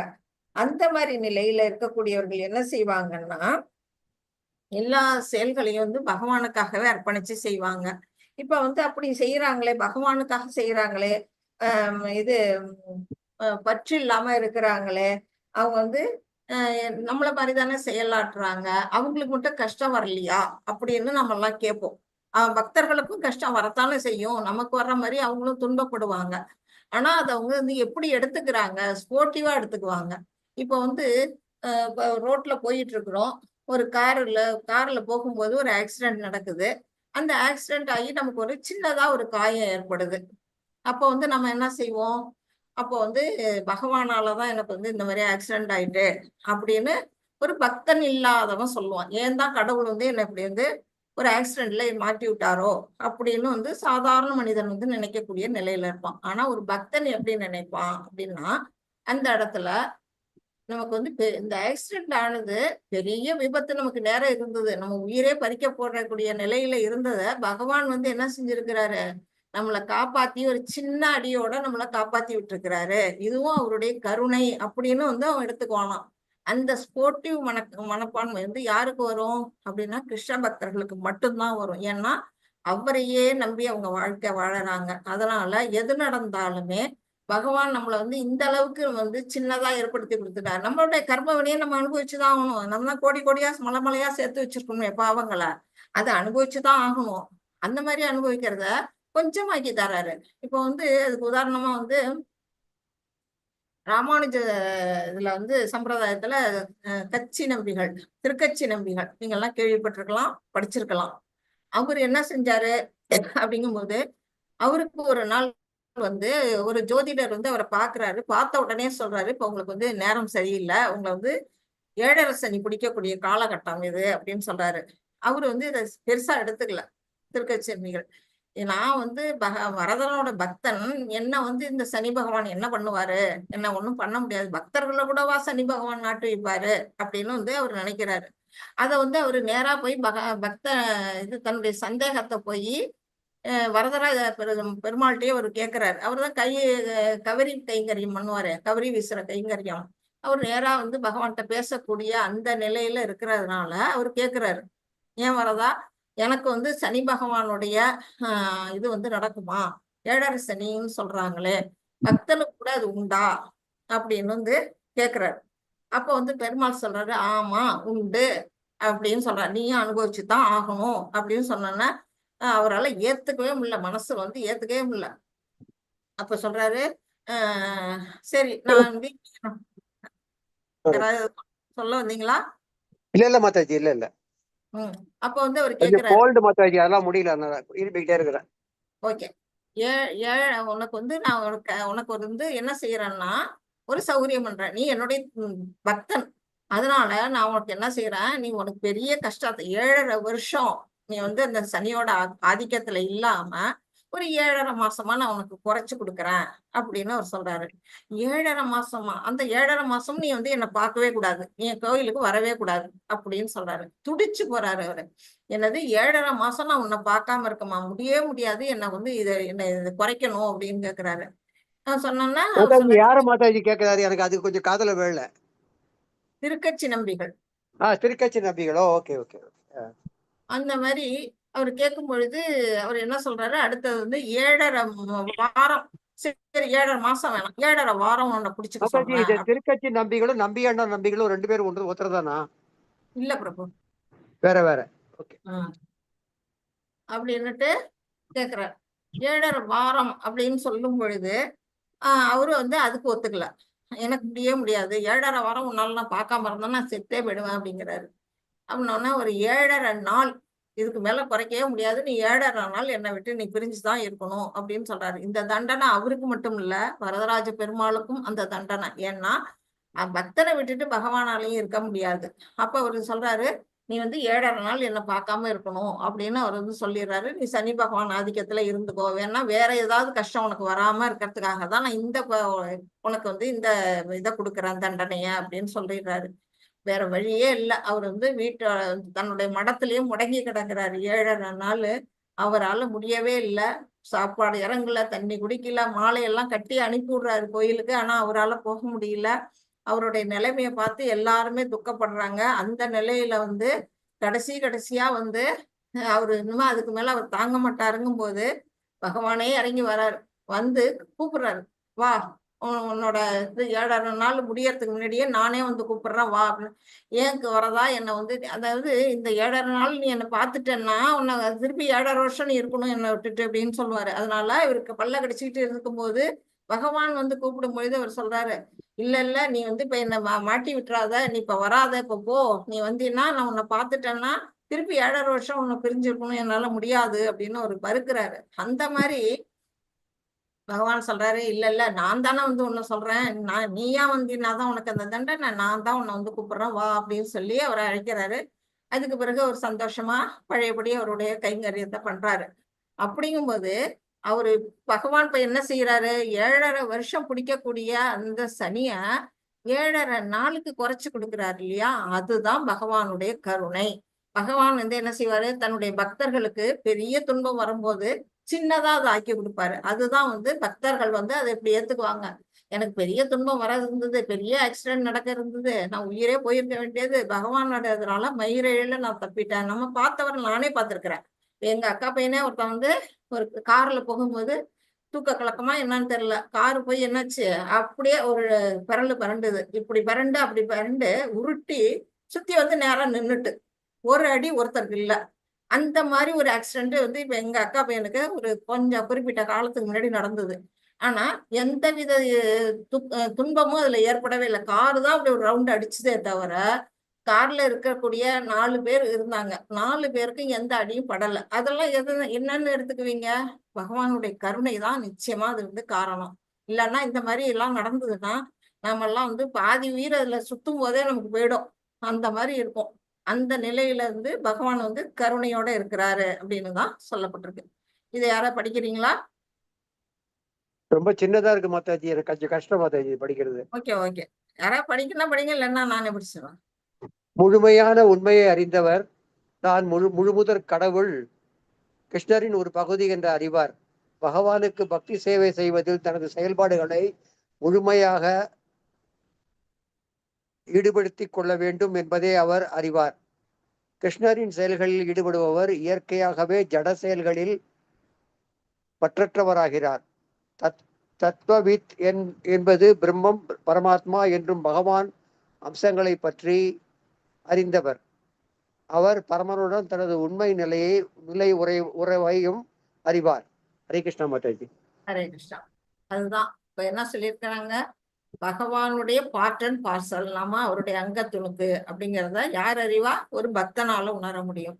அடுத்தது பகவானுடைய அப்படிப்பட்ட பகவானுக்கு நம்ம பக்தி தொண்டாற்றுதான் நம்முடைய சுயரூபம். சுயரூபம் என்ன, பகவானுக்கு தொண்டாற்றுதல். அவர் ஆண்டான், நாம அடிமை அப்படிங்கிற அந்த நிலையில அவருங்க இருப்பாங்க. யாரு, பக்தர்கள். அடுத்தது கிருஷ்ணரின் செயலில் ஈடுபடுவார். இயற்கையாவே அவங்களுக்கு என்னன்னா இந்த ஜடத்துல இருக்க பற்றெல்லாம் விலகிடும். அவங்க கிருஷ்ணர் மேலதான் என்ன செய்வாங்க, மோகம், அதாவது பிரேமை அங்க இருக்கும், அவங்களுடைய அன்பெல்லாம் அங்க இருக்கும். அதனால இந்த ஜட உலகத்துல எந்தவித பற்றுதலும் இல்லாம ஆசையற்றவங்களா அவங்க இருக்கிறாங்க. தத்துவவித்துனா யாரு, யாரு, பிரம்மம்னா என்ன, பரமாத்மான்னா என்ன, பகவான்னா என்ன, அதுல உண்மையான முழுமுழு கடவுள் யாரு அப்படிங்கறது தெரிஞ்சவங்க, அந்த அறிவாளி தான், பூரண உண்மையை புரிஞ்ச அறிவாளிக்கு பேரு தான் தத்துவவித். அது யாரு, ஒரு பக்தனாதான் இருப்பான். அவர் பரமனுடன் தனது உண்மை நிலை உறவையும் அறிவார். பகவானுக்கும் நமக்கும் உள்ள உறவு என்ன, அந்த உறவுல நாம செய்ய வேண்டிய வேலை என்ன அப்படிங்கிறத புரிஞ்சு கொண்ட ஆத்மாவா அவர் இருப்பாரு அப்படின்னு ஒரு பக்தருடைய நிலையை பத்தி இந்த ஸ்லோகத்துல சொல்லப்பட்டிருக்கு. 3.29 யார் படிக்கிறீங்க? 3.29 பிரக்ருதேர் குணம் சம்பூடா சஜ்ஜதே குண கர்மசு தானக்ருதஸ்ன விதோ மந்தான் கிருஷ்ணவின் விசாலயேத். ஜட இயற்கையின் குணங்களால் மதிமயங்கிய அறிவற்றோர் லௌகீக செயல்களில் முழுமையாக ஈடுபட்டு பற்றுடையோராக ஆகின்றனர். குறைவான அறிவுடன் செயல்படுவதால் இத்தகைய கடமைகள் கீழ்த்தரமானவை என்ற போதிலும் அறிவுடையோர் அவர்களை நிலை பெற செய்யக்கூடாது. ஹரே கிருஷ்ணா மாதாஜி. ஹரே கிருஷ்ணா. இப்போ வந்து இதுல என்ன சொல்லியிருக்காங்க, குறைவான அறிவுடையவர்கள். இந்த கலிகாலத்துல எல்லாருமே எப்படி இருக்கிறோம்னா குறைவான குறைந்த அறிவோட தான் நம்ம எல்லாருமே இருக்கிறோம். மந்தா சுமந்த மதையோ மந்த காலே சுபாதையோ அப்படின்னு பாகவதத்துல வருது அந்த ஸ்லோகம். அந்த எப்படி இருக்குன்னா மந்த புத்தி படைத்தவர்கள், அப்புறம் வந்து எந்த பேராசை ஆசையில நிரம்பினவர்கள் முட்டாள்கள் அப்படின்னு வந்து அழகா அதுல சொல்லியிருக்கு. நம்ம கலியுக மக்களோட மனோநிலைமை எப்படி இருக்கு அப்படின்னா அந்த நிலையில தான் இருக்கும். இப்ப இங்க பாருங்க, ஒரு பெரிய கோட் சூட் எல்லாம் மாட்டிக்கிட்டு ஜம்முன்னு ஒருத்தர் இருக்காரு, பெரிய மனிதரா. அவர் கையில என்ன வச்சு எண்ணிட்டு இருக்கிறாரு? பணம். பணம் வந்து நோட்டு நோட்டா வந்து எண்ணிட்டு இருக்கிறாரு. அவருடைய எண்ணங்கள்லாம் பௌதீகத்துல இருக்குது. அப்படிப்பட்ட அந்த பௌதீகத்திலேயே மூழ்கி கிடக்குறாங்க இல்லையா? அறிவு குறைவாலதான் அவங்க வந்து அதுல மூழ்கி இருக்கிறாங்க. ஒரு நல்ல ஒரு இது நிலையில அவங்க வாழறாங்க.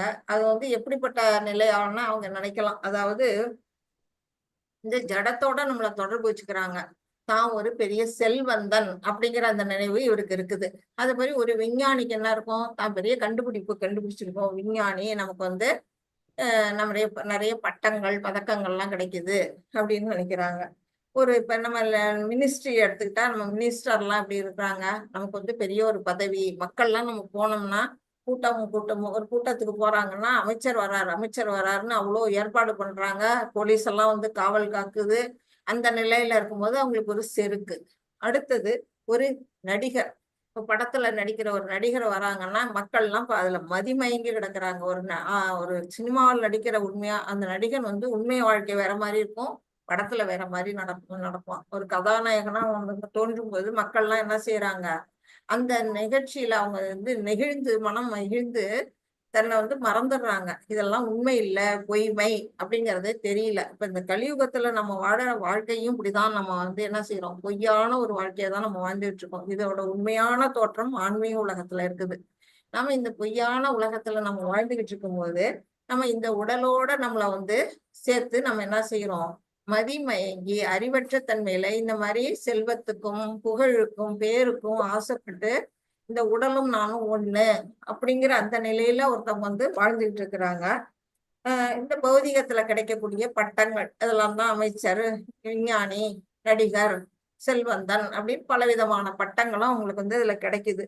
அதை வந்து என்ன செய்யறாங்க? அந்த பேரை வச்சுட்டு அவங்க வந்து சமூக தொண்டு செய்யறேன், தேசத்தொண்டு செய்யறேன், பொதுநல தொண்டு செய்யறேன் அப்படின்னு தனக்கு ஒரு பேர் ஏற்படணும்னுட்டு இந்த மாதிரி சமூகத்துல ஈடுபடுறாங்க. பெரிய அரசியல்வாதிகள்லாம் பாத்தீங்கன்னா சமூகத்துக்கு சேவை செய்யறேன் அப்படிங்கிறாங்க. உண்மையா அவங்க சமூகத்துக்காக சேவை செய்யறாங்க? இல்லவே இல்லை. அவங்க பணப்பெட்டியை நெப்பிக்கிறதுக்காக அவங்க செய்யற வேலை. அந்த மாதிரி இவங்க வந்து தவறான ஒரு செயல்பாட்டுல இருந்தா கூட ஒரு அறிவுள்ளவன், அதாவது பக்தனா இருக்கக்கூடியவன் என்ன செய்யணும்? இவங்களுடைய மனசை வந்து குழப்பக்கூடாது. அவன் வந்து அந்த மாதிரி ஒரு வழியில போயிட்டு இருக்கானா அவங்கள வந்து விட்டு பிடிக்கணும். இங்க வந்து அவங்கள பொறுத்தவரையிலும் ஆன்மீகம்ங்கிறது அறவே கிடையாது. அவங்கள பொறுத்தவரை எல்லாமே பௌதிகத்துலதான் அவங்க மூழ்கி கிடக்குறாங்க. அப்படிப்பட்ட நிலையில உள்ளவங்கள ஒரு பக்தனா இருக்கக்கூடிய அறிவுடையவன் வந்து என்ன செய்யறது? மனசை குழப்பக்கூடாது. அதுதான் வந்து இதுல சொல்லப்பட்டிருக்கு. கீழ்த்தரமான செயல்கள்ல அவங்க ஈடுபட்டா கூட அறிவுடையவர்கள் என்ன செய்யக்கூடாது? அவங்கள நிலை பெற செய்யக்கூடாது. அவங்கள அதுக்கு என்ன செய்யலாம்? அட்லீஸ்ட் நம்மளால முடிஞ்சது என்ன செய்யலாம்? அஹிம்சா வழியிலேயாவது அவங்கள வந்து திருப்பலாம், பாதையை வந்து நல்வழிப்படுத்தலாம். இந்த செயல் செஞ்சா பாவம், அதெல்லாம் செய்யாதீங்க. இப்ப மாமிசம் சாப்பிட்றவங்கள பார்த்து நம்ம கொஞ்சம் கொஞ்சம் அறிவுறுத்தலாம். மாமிசம் சாப்பிடக்கூடாது, அது பகவான் ஏத்துக்காதது, எந்த ஒரு உயிரையும் கொல்லக்கூடாது, எல்லா உயிர்களும் ஆன்மீக ஆத்மா, எல்லாருக்குள்ளேயும் பகவான் இருக்கிறார் அப்படிங்கறத ஒரு நல்ல விதமா எடுத்து சொல்லி அவங்கள நல்வழிப்படுத்தலாமே தவிர அவங்களுடைய மனசை வந்து நம்ம குழப்பக்கூடாது. பகவானே சொல்லியிருக்காரு 18வது சாப்டர்ல என்ன சொல்லியிருக்கிறாரு? வந்து பக்தியில ஈடுபடாதவங்களை வந்து நீங்க போய் கம்பல் பண்ணாதீங்க. கம்பல் பண்ணீங்கன்னா உங்களுடைய நேரம் தான் வீணாகும். நம்மளுடைய மதிப்பு மிக்க நேரம். அந்த நேரத்துல நம்ம 4 சாண்டிங் பண்ணலாம், நம்ம பகவானுக்கு தொண்டு செய்யலாம். அதை விட்டுட்டு அவங்கள போய் நான் நல்ல வழிபடுத்துறேன் அப்படின்னு சொல்லிட்டு நம்மளுடைய பொன்னான நேரத்தை அதுல வீணடிக்காதீங்க அப்படின்னு பகவானே சொல்லியிருக்கிறாரு. ஆனா பகவானுடைய தூய பக்தர்கள் என்ன செய்யறாங்கன்னா, பகவானே கருணை உள்ளவர். பகவானை விட கருணை உள்ளவர்கள் யாருன்னா பகவானுடைய பக்தர்கள், பாகவதர்கள். அவங்க என்ன செய்யறாங்க? கருணை. அவங்க என்ன செய்யறாங்க? தீய வழியில இருக்கிறவங்கள நல்வழிப்படுத்தணும் அப்படிங்கிற முயற்சியில ஈடுபடுறாங்க. இப்ப நம்ம படிச்சிருக்கிறோம், ஜகாய் மதாய்ன்னு 2 பேரு. அந்த 2 சகோதரர்கள் என்ன செய்யறாங்க? வந்து நல்ல குடும்பத்துல பிறந்தோம், குடி, போதை, அந்த பெண் வசம், இந்த மாதிரி தப்பான வழிகள்ல அவங்க ஈடுபாடு பண்ணிட்டு வாழ்ந்துகிட்டு இருக்கிறாங்க. அவங்கள வந்து யார் திருத்தறதுக்கு வரா? நித்யானந்த பிரபு, நம்ம சைத்தன்ய மகாபிரபுடைய அடுத்தது அவதாரம் பலராமர். அவரு தான் வந்து நித்யானந்த பிரபுவா வந்தவர். அவர் என்ன செய்யறாரு, இவங்களை நல்ல வழிபடுத்தணும் அப்படின்னு சொல்லிட்டு அவங்களுக்கு வந்து சொல்லி புத்திமதி சொல்றாரு. நீ இந்த மாதிரி இதெல்லாம் செய்யக்கூடாது, இந்த காரியத்தெல்லாம் நீ ஹரே கிருஷ்ணா மகாமந்திரம் சொல்லு அப்படின்னு வந்து அவரை நல்வழிப்படுத்துறாங்க. இப்ப நம்ம இஸ்லாம்ல அதான் எல்லாம் சொல்றோம், ஹரே கிருஷ்ணா மகாமந்திரம் சொல்லுங்க, ஹரே கிருஷ்ணா மகாமந்திரம் சொல்லுங்கன்னு எல்லாரும் சொல்றோம். எதுக்காக? நம்ம வந்து பியூரிஃபை ஆகணும், நம்மள்ட்ட இருக்க அந்த களங்கங்கள்லாம் போகணும் அப்படிங்கிறதுக்கு தான் அதை வந்து அவங்க சொல்றாங்க. இல்லாட்டி அவங்களுக்கு என்ன வந்து லாபம் அதுல? அந்த மாதிரி நித்யானந்த பிரபு என்ன செய்யறாரு, அந்த ஜகாய் மதாய்க்கு வந்து உபதேசம் பண்றாரு. ஆனா அவங்க 2 பேருமே துஷ்டர்கள். அதை அவங்க வந்து கேட்பாங்களா? கேட்க மாட்டாங்க. கல் எடுத்து அவர் மேல அடிக்கிறாங்க. நெத்தியில இருந்து கல் அடிபட்டு ரத்தம் வழியுது. ரத்தம் வழிஞ்சோன்னா பகவான் கிருஷ்ணர் தான் சைத்தன்ய மகாபிரபு வந்திருக்கிறாரு. அவரு வந்து என்ன பண்ணுவாரு, தன்னை யாராவது துன்புறுத்தினாலும் மனசு தாங்கிக்குவாரு, பொறுத்து போயிடுவாரு. தன்னுடைய பக்தர்களுக்கு ஏதாவது துன்பம் யாராவது கொடுத்தாங்கன்னா விடமாட்டாரு, வந்துருவாரு, வந்து அவங்கள தண்டிக்க வருவாரு. உடனே அவர் என்ன செய்யறாரு, சக்கராயுத்தை எடுத்துட்டு வர்றாரு அவங்க 2 பேரையும் அழிக்கிறதுக்கு. உடனே நித்யானந்த பிரபு என்ன செய்யறாரு, அவரை வந்து தடுத்து நிறுத்துறாரு. இல்ல பிரபு, நீங்க இந்த அவதாரம் வந்து நம்ம வந்து கிருஷ்ண அவதாரத்துல செஞ்ச மாதிரி நம்ம அதர்மத்தை அழிக்கிறதுக்கு நம்ம இங்க வடிவம் எடுக்கல. நம்ம வந்து கருணையோட அவதாரம். இங்க எல்லா வீழ்ந்துபட்ட ஆத்மாக்கள் எல்லாம் கை தூக்கி விடுறதுதான் நம்ம வேலை. அதுக்குதான் நம்ம வந்திருக்கிறோம். அவங்கள கொல்லாதீங்க அப்படின்னு அவர் தடுத்து நிறுத்ததுனால அவங்க 2 பேரும் அன்னைக்கு தப்பிச்சாங்க. அப்புறம் அவங்க திருந்தியும் வாழறாங்க அப்படின்னு சொல்லப்பட்டிருக்கு. அந்த மாதிரி பகவானுடைய பக்தர்கள் என்ன செய்யறாங்க, எல்லாரையும் தன்னை சுற்றி இருக்கவங்களையும் மேலோக்கி கொண்டு வராரு அப்படின்னா. இத படிக்கிறீங்களா பிரபு? அதிக உடல் உணர்வில் இருப்பவர் மந்தன், சோம்பேறி என்று அழைக்கப்படுகிறார். அவர் ஆன்மீக ஆன்மா அறியாதவர். மற்றவர்களுடன் உடல் ரீதியான தொடர்புகளை மட்டுமே ஏற்றுக்கொள்கிறார். சமூக பணி, தேசியவாதம் மற்றும் பொதுநலன் போன்ற எப்போதும் பொருள் ரீதியாக பிஸியாக இருப்பார். ஆன்மீக உணர்தல் ஒரு கட்டுக்கதையை நினைக்கிறேன், எனவே கிருஷ்ணர் உணர்வில் ஆர்வம் இல்லை. ஆன்மீக வாழ்க்கையில் ஞானம் பெற்றவர்கள் அவர்களை தொந்தரவு செய்யக்கூடாது, அவற்றில் நேரத்தை வீணாக்க கூடாது என்று இறைவன் கூறுகிறார். அதான் இப்ப வந்து அதுதான் சொல்ல. இப்ப கலியுக மக்கள்லாம் எப்படி இருக்கிறாங்க, மந்த புத்தியோடையும் சோம்பேறித்தனமாவும், ஆன்மான்னா என்ன, அந்த ஆன்மாவோட சுயரூபம் என்னங்கிறது தெரியாத மக்களா இருக்கிறாங்க அதிகபட்சம். முக்கியமா உடல் ரீதியான தொடர்பு, அதாவது நம்மளுக்கு இப்ப நம்மளுடைய அம்மா அப்பா, நம்மளுடைய மகன், நம்மளுடைய சகோதரி சகோதரன் அப்படின்னு நம்ம இந்த உடலால வந்த உறவுகள் அத்தனையுமே நல்லா யோசிச்சு பாருங்க. இதுக்கு முன்னாடி பிறவியில அவங்கதான் நமக்கு அப்பா அம்மாவா இருந்தாங்களா, நம்மளுடைய சகோதர சகோதரிகளா இருந்தாங்களான்னா நமக்கு தெரியாது. நம்ம இந்த உடல்ல மட்டும்தான் அவங்கெல்லாம் நம்ம சொந்தம். அப்படிங்கும்போது அந்த உடல் ரீதியான தொடர்புகளை மட்டுமே ஏற்றுக்கொள்ளக்கூடிய நிலையில யார் இருக்கோம், கலியுக மக்கள் இருக்கிறோம். அடுத்தது அவங்க என்ன பண்றாங்க, சமூக பணி, தேசியவாதம், பொதுநலம், இப்படி தொண்டு புரிகிறேன் அப்படின்னு பொருள் ரீதியா, அந்த பொருள் ரீதியா அவங்க உண்மையா தொண்டு புரியுறாங்களான்னா இல்ல, அதுலயும் ஒரு உள்நோக்கம் சுயநலம் வச்சுதான் அவங்க வந்து செய்யறாங்க. அது நம்ம கண்கூடா நம்ம பாக்குறோம். ஆன்மீக உணர்வு வந்து எப்படிப்பட்டது அப்படின்னா, அது ஒரு கட்டுக்கதை, கடவுளே ஒருத்தர் எப்படி எல்லாம் கிடையாது அப்படின்னு இந்த கிருஷ்ண உணர்வுல இருக்கிறவங்களே பழித்து பேசக்கூடிய நிலையில மக்கள் இருக்கிறாங்க.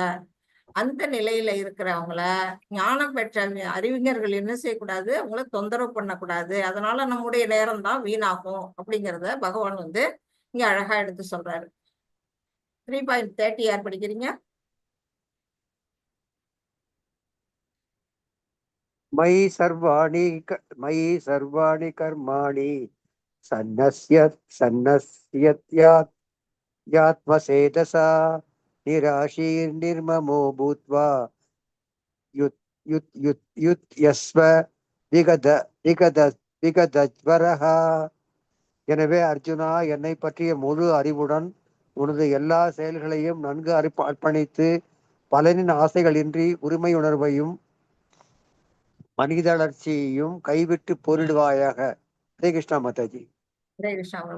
இதுல என்ன சொல்றாரு இறைவன், அர்ஜுனா என்னை பற்றிய முழு அறிவோடு எப்ப பார்த்தாலும் கிருஷ்ண உணர்வோட இரு, லாப ஆசைகள் எல்லாம் இல்லாம, எந்த உரிமையும் கொள்ளாம. இந்த உலகத்துல இருக்கிறது எல்லாம் நம்ம உரிமை கொண்டாடுறோம். இது என்னது, இது என்னது, இது என் வீடு, என்னோட பொருள், என்னோட ரூமு, என்னோட புஸ்தகம், என்னோட போனு அப்படின்னு பல விதங்கள்ல நம்ம என்ன செய்யறோம், உரிமை கொண்டாடிட்டு இருக்கிறோம். இதெல்லாம் நம்ம பிறக்கும்போது கொண்டு வந்தோமா? எல்லாரும் யோசிச்சு பார்க்கணும். நம்ம வந்து ஒண்ணுமே கொண்டு வரல, எல்லாமே இங்க இருந்து தான் நம்ம எடுத்துக்கிட்டோம். அப்ப இங்க இருந்து வந்து யார் கொடுத்தா? இங்க இருக்கிறது எல்லாம் இறைவனால கொடுக்கப்பட்டது. அந்த மாதிரி உரிமை கோராமல் எந்த பொருள்கள் மேலேயும் நம்ம உரிமை கொள்ளக்கூடாது. எல்லாத்துக்கும் உரிமையாளர் யாரு? பகவான் படைத்தவர் தான். நம்மளையும் அவர் தான் படைச்சாரு, நமக்கு தேவையான வசதிகளையும் அவர் தான் படைச்சாரு, எல்லா வித வாழ்க்கை வசதிகளும் அவர் தான் கொடுத்தாரு. ஆனா நாம அனுபவிக்கிறோம். அனுபவிக்கிறதுக்கு மட்டும்தான் நமக்கு உரிமையே தவிர என்னதுன்னு சொல்றதுக்கு நமக்கு உரிமையே கிடையாது அப்படிங்கிறத நம்ம புரிஞ்சுக்கணும். சோம்பல் இல்லாமல் உன் செயல்கள் அனைத்தையும் என்னிடம் ஒப்படைத்து விடு. எப்போதும் என்ன செய்யணும்? சுறுசுறுப்பா இருக்கணும். பகவான் மேல நமக்கு எப்படி எல்லாம் பக்தி தொண்டு செய்யணும்னு நமக்கு ஒரு மனசுல ஒரு உத்வேகம் வரணும். இந்த நேரத்தை வீணடிக்க கூடாது. இப்ப ஒரு நாள்ல 24 மணி நேரத்துல நம்ம வந்து தூங்குறதுலயே 8 மணி நேரம் 10 மணி நேரம் நம்ம கழிச்சிருவோம். மிச்சம் இருக்கக்கூடிய நேரங்கள்ல நம்ம குளிக்கிறது, சாப்பிடுறது, நம்ம சுற்றத்தோட பேசிட்டு இருக்கிறது, நம்ம வேலைக்கு போறது, இப்படி பாதி நேரத்தை போய்க்கிடுவோம். அப்ப பகவானுக்காக நம்ம எவ்வளவுதான் நேரத்தை ஒதுக்குறோம் அப்படின்னு பாத்தீங்கன்னா ரொம்ப ரொம்ப குறைவா இருக்கும். இந்த மாதிரி வகுப்புகள் எல்லாம் நிறைய வந்து நீங்க எல்லாம் அட்டன் பண்ணணும். அப்ப வந்து என்ன செய்வீங்கன்னா அதிக நேரம் பகவானுடைய நினைவுல இருக்க முடியும். சாண்டிங் வந்து எல்லாரும் பண்ணிக்கிட்டு இருப்பீங்க, அதை வந்து இன்க்ரீஸ் பண்ணணும். அந்த எத்தனை 4 ரவுண்ட் பண்றீங்களா, அதை வந்து 8 ஆக்குறதுக்கு நீங்க எல்லாம் முயற்சி பண்ணணும். அப்படி அதை இன்க்ரீஸ் பண்ணணும். அந்த மாதிரி செய்யும் பொழுது பகவானுடைய உணர்வுல அதிக நேரம் நம்ம இருப்போம். அப்புறம் அவருடைய பாடல்கள் எல்லாம் நம்ம கேட்கணும், அவருடைய கீர்த்தனைகள் எல்லாம் நம்ம வந்து நம்ம வாயால பாடணும், அடுத்தவங்களுக்கு எடுத்து சொல்லணும். நாம மட்டும் தெரிஞ்சுக்கிட்டா பத்தாது, அடுத்தவங்களுக்கும் நம்ம வந்து எடுத்து சொல்லணும். இத மாதிரி நம்ம வந்து என்ன செய்யலாம்? முழுக்க முழுக்க நம்ம கிருஷ்ண உணர்வுல இருக்க முடியும். நம்ம செய்யக்கூடிய வேலைகள் எல்லாம் வந்து கிருஷ்ணருக்கு அர்ப்பணிச்சு நம்ம செய்யலாம். இப்படி செய்யும் பொழுது எல்லாமே நம்ம செயல்பாடு எல்லாமே கிருஷ்ணருக்காக மாறக்கூடிய நிலையில வந்துடும். இது வந்து பகவத்கீதையோட மொத்த நோக்கத்தையும் இந்த ஸ்லோகத்துல ஒரு பகவான் சொல்லிட்டாரு. நீ வந்து எனக்காக செயல்படு, நீ போர் புரி, நீ வந்து உன்னோட போர்ல நடக்கக்கூடிய பின்விளைவுகளை பத்தி நீ யோசிக்காத, அதுல வரக்கூடிய துன்ப இன்பத்தை நான் பாத்துக்கிறேன்.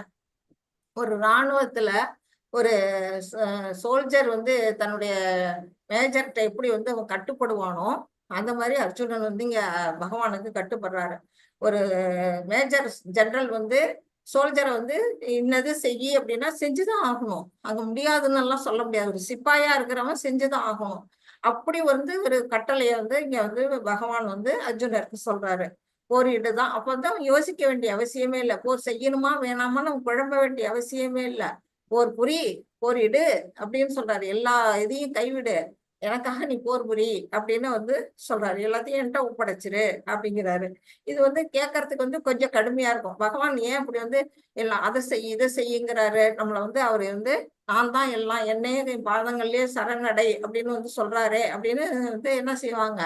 ஆரம்ப நிலையில இருக்கிறவங்களுக்கு வந்து புரியாதனால பகவான் வந்து ரொம்ப நம்மளை கஷ்டப்படுத்துறாரு அப்படின்னு நினைப்போம். ஆனா அதுல நம்ம பழகிட்டோம்னா அப்பதான் அது எதுக்காக சொல்றாரு, நம்முடைய நன்மைக்காக தான் அவர் வந்து அந்த கட்டளைகளை பிறப்பிக்கிறாரு அப்படிங்கிறத நம்ம வந்து உணர ஆரம்பிப்போம். அந்த எதுவுமே நாம வந்து நமக்காக செய்யாம கிருஷ்ணர் உணர்வு நம்ம வந்து எல்லா வேலையும் செய்யும் பொழுது அதுதான் வந்து இங்க என்னது? அத்தியாத்ம சேதஸ். அதுதான் வந்து இங்க இந்த ஸ்லோகத்துல வந்திருக்கு. அத்தியாத்ம சேதசா அப்படின்னு வந்திருக்கு இல்லையா? அதுதான் நிராஷி அப்படின்னு வந்திருக்கு பாருங்க.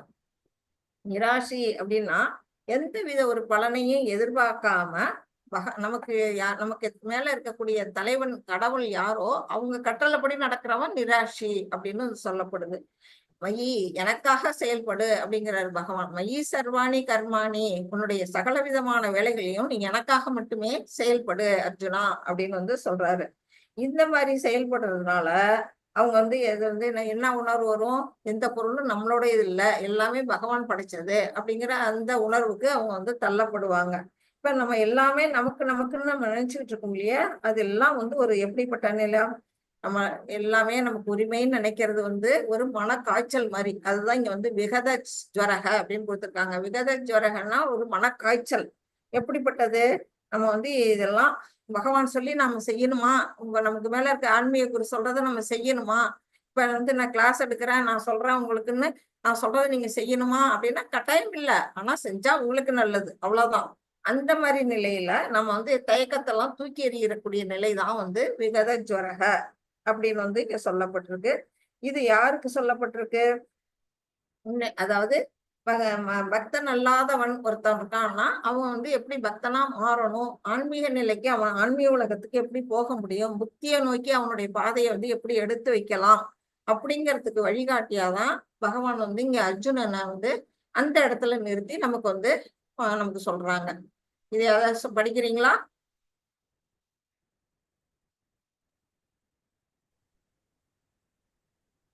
அத்தியாத்ம சேதாஸ் என்பவர் முழுமையான கிருஷ்ண பக்தி கொண்டவர். நிராஷிக் என்றால் எஜமானரின் கட்டளைப்படி செயல்பட வேண்டும் அல்லது ஆனால் பலனை எதிர்பார்க்க கூடாது. நிராஷிக் ஓகே. நிர்மமா எதற்கும் உரிமை கோரக்கூடாது. விகத ஜப்ரா கடுமையான உத்தரவை நிறைவேற்றுவதில் தயக்கத்தை காய்ச்சலான மனநிலையோ அல்லது சோம்பலோ இல்லாமல் தூக்கி எறியுங்கள். இது ஒருவரை விடுதலை பாதைக்கு இட்டுச் சொல்லும். அதாவது அத்தியாத்ம சேதாஸ் அப்படின்னா முழுமையா கிருஷ்ண பக்தி கொண்டவர் அப்படின்னு தெரியுது. நிராஷிக் அப்படின்னா நம்மளுடைய எஜமானர் யாரு, பகவான் கிருஷ்ணர். அவர் என்ன நினைக்கிறாரோ அவருடைய விருப்பத்துக்கு செயல்பட வேணும், வேற எதையுமே நம்ம எதிர்பார்க்க கூடாது. அப்படிப்பட்டவங்க நிராஷி. நிர்மமா எதற்கும் உரிமை கோரக்கூடாது. இங்க உலகத்துல உள்ளது எல்லாமே நமக்கு உரிமை கொண்டாட முடியாது, அனுபவிக்க மட்டுமே பாத்தியதை அப்படிங்கிறத புரிஞ்சுக்கணும். விகதஜ்வரகா கடுமையான உத்தரவை. பகவான் வந்து ரொம்ப கடுமையா நம்மளை வந்து இதை செய் அதை செய், பக்தியில இப்படி இரு அப்படி இருங்கிறாரே அப்படின்னு சொல்றான். அதுல வந்து நம்ம சோம்பேறித்தனப்படக்கூடாது. நம்மளுடைய மனநிலை என்ன செய்யணும், அந்த மாதிரி மனநிலையை தூக்கி எறிஞ்சிட்டு நாம அதுல வந்து ஈடுபட்டா அதுதான் வந்து விகதஜ்வரகா. இது எதற்காக சொல்லப்படுது அப்படின்னு முடிவா பாத்தீங்கன்னா ஒருவரை விடுதலை பாதைக்கு, அதாவது முக்தி நிலைக்கு நம்மளை அழைத்து செல்றதுக்காக சொல்லப்பட்ட வழிகள் அப்படிங்கிறத நம்ம புரிஞ்சுக்கணும். இது வந்து டெக்ஸ்ட் 30. இப்ப நம்ம படிச்சதுதான் இதுல கொடுத்திருக்கிறாங்க. Purpose of Bhagavad Gita. இது வந்து மொத்த பகவத்கீதையோட நோக்கத்தை தான் இங்க கொடுத்திருக்கிறாங்க. Surrendering all your work into me. எல்லா விதமான செயல்களையும் என்னிடம் நீ ஒப்படை அப்படிங்கிறாரு. With full knowledge of me. என்னை பற்றிய உணர்வோட என்னை பற்றிய அறிவோட இரு அப்படிங்கிறாரு. Free from lethargy fight. வந்து நீ வந்து தயக்கத்தை தூக்கி எறிஞ்சிட்டு என்ன செய்ய போரிடு அப்படிங்கிறாரு. வித் நோ கிளைம் ஆஃப்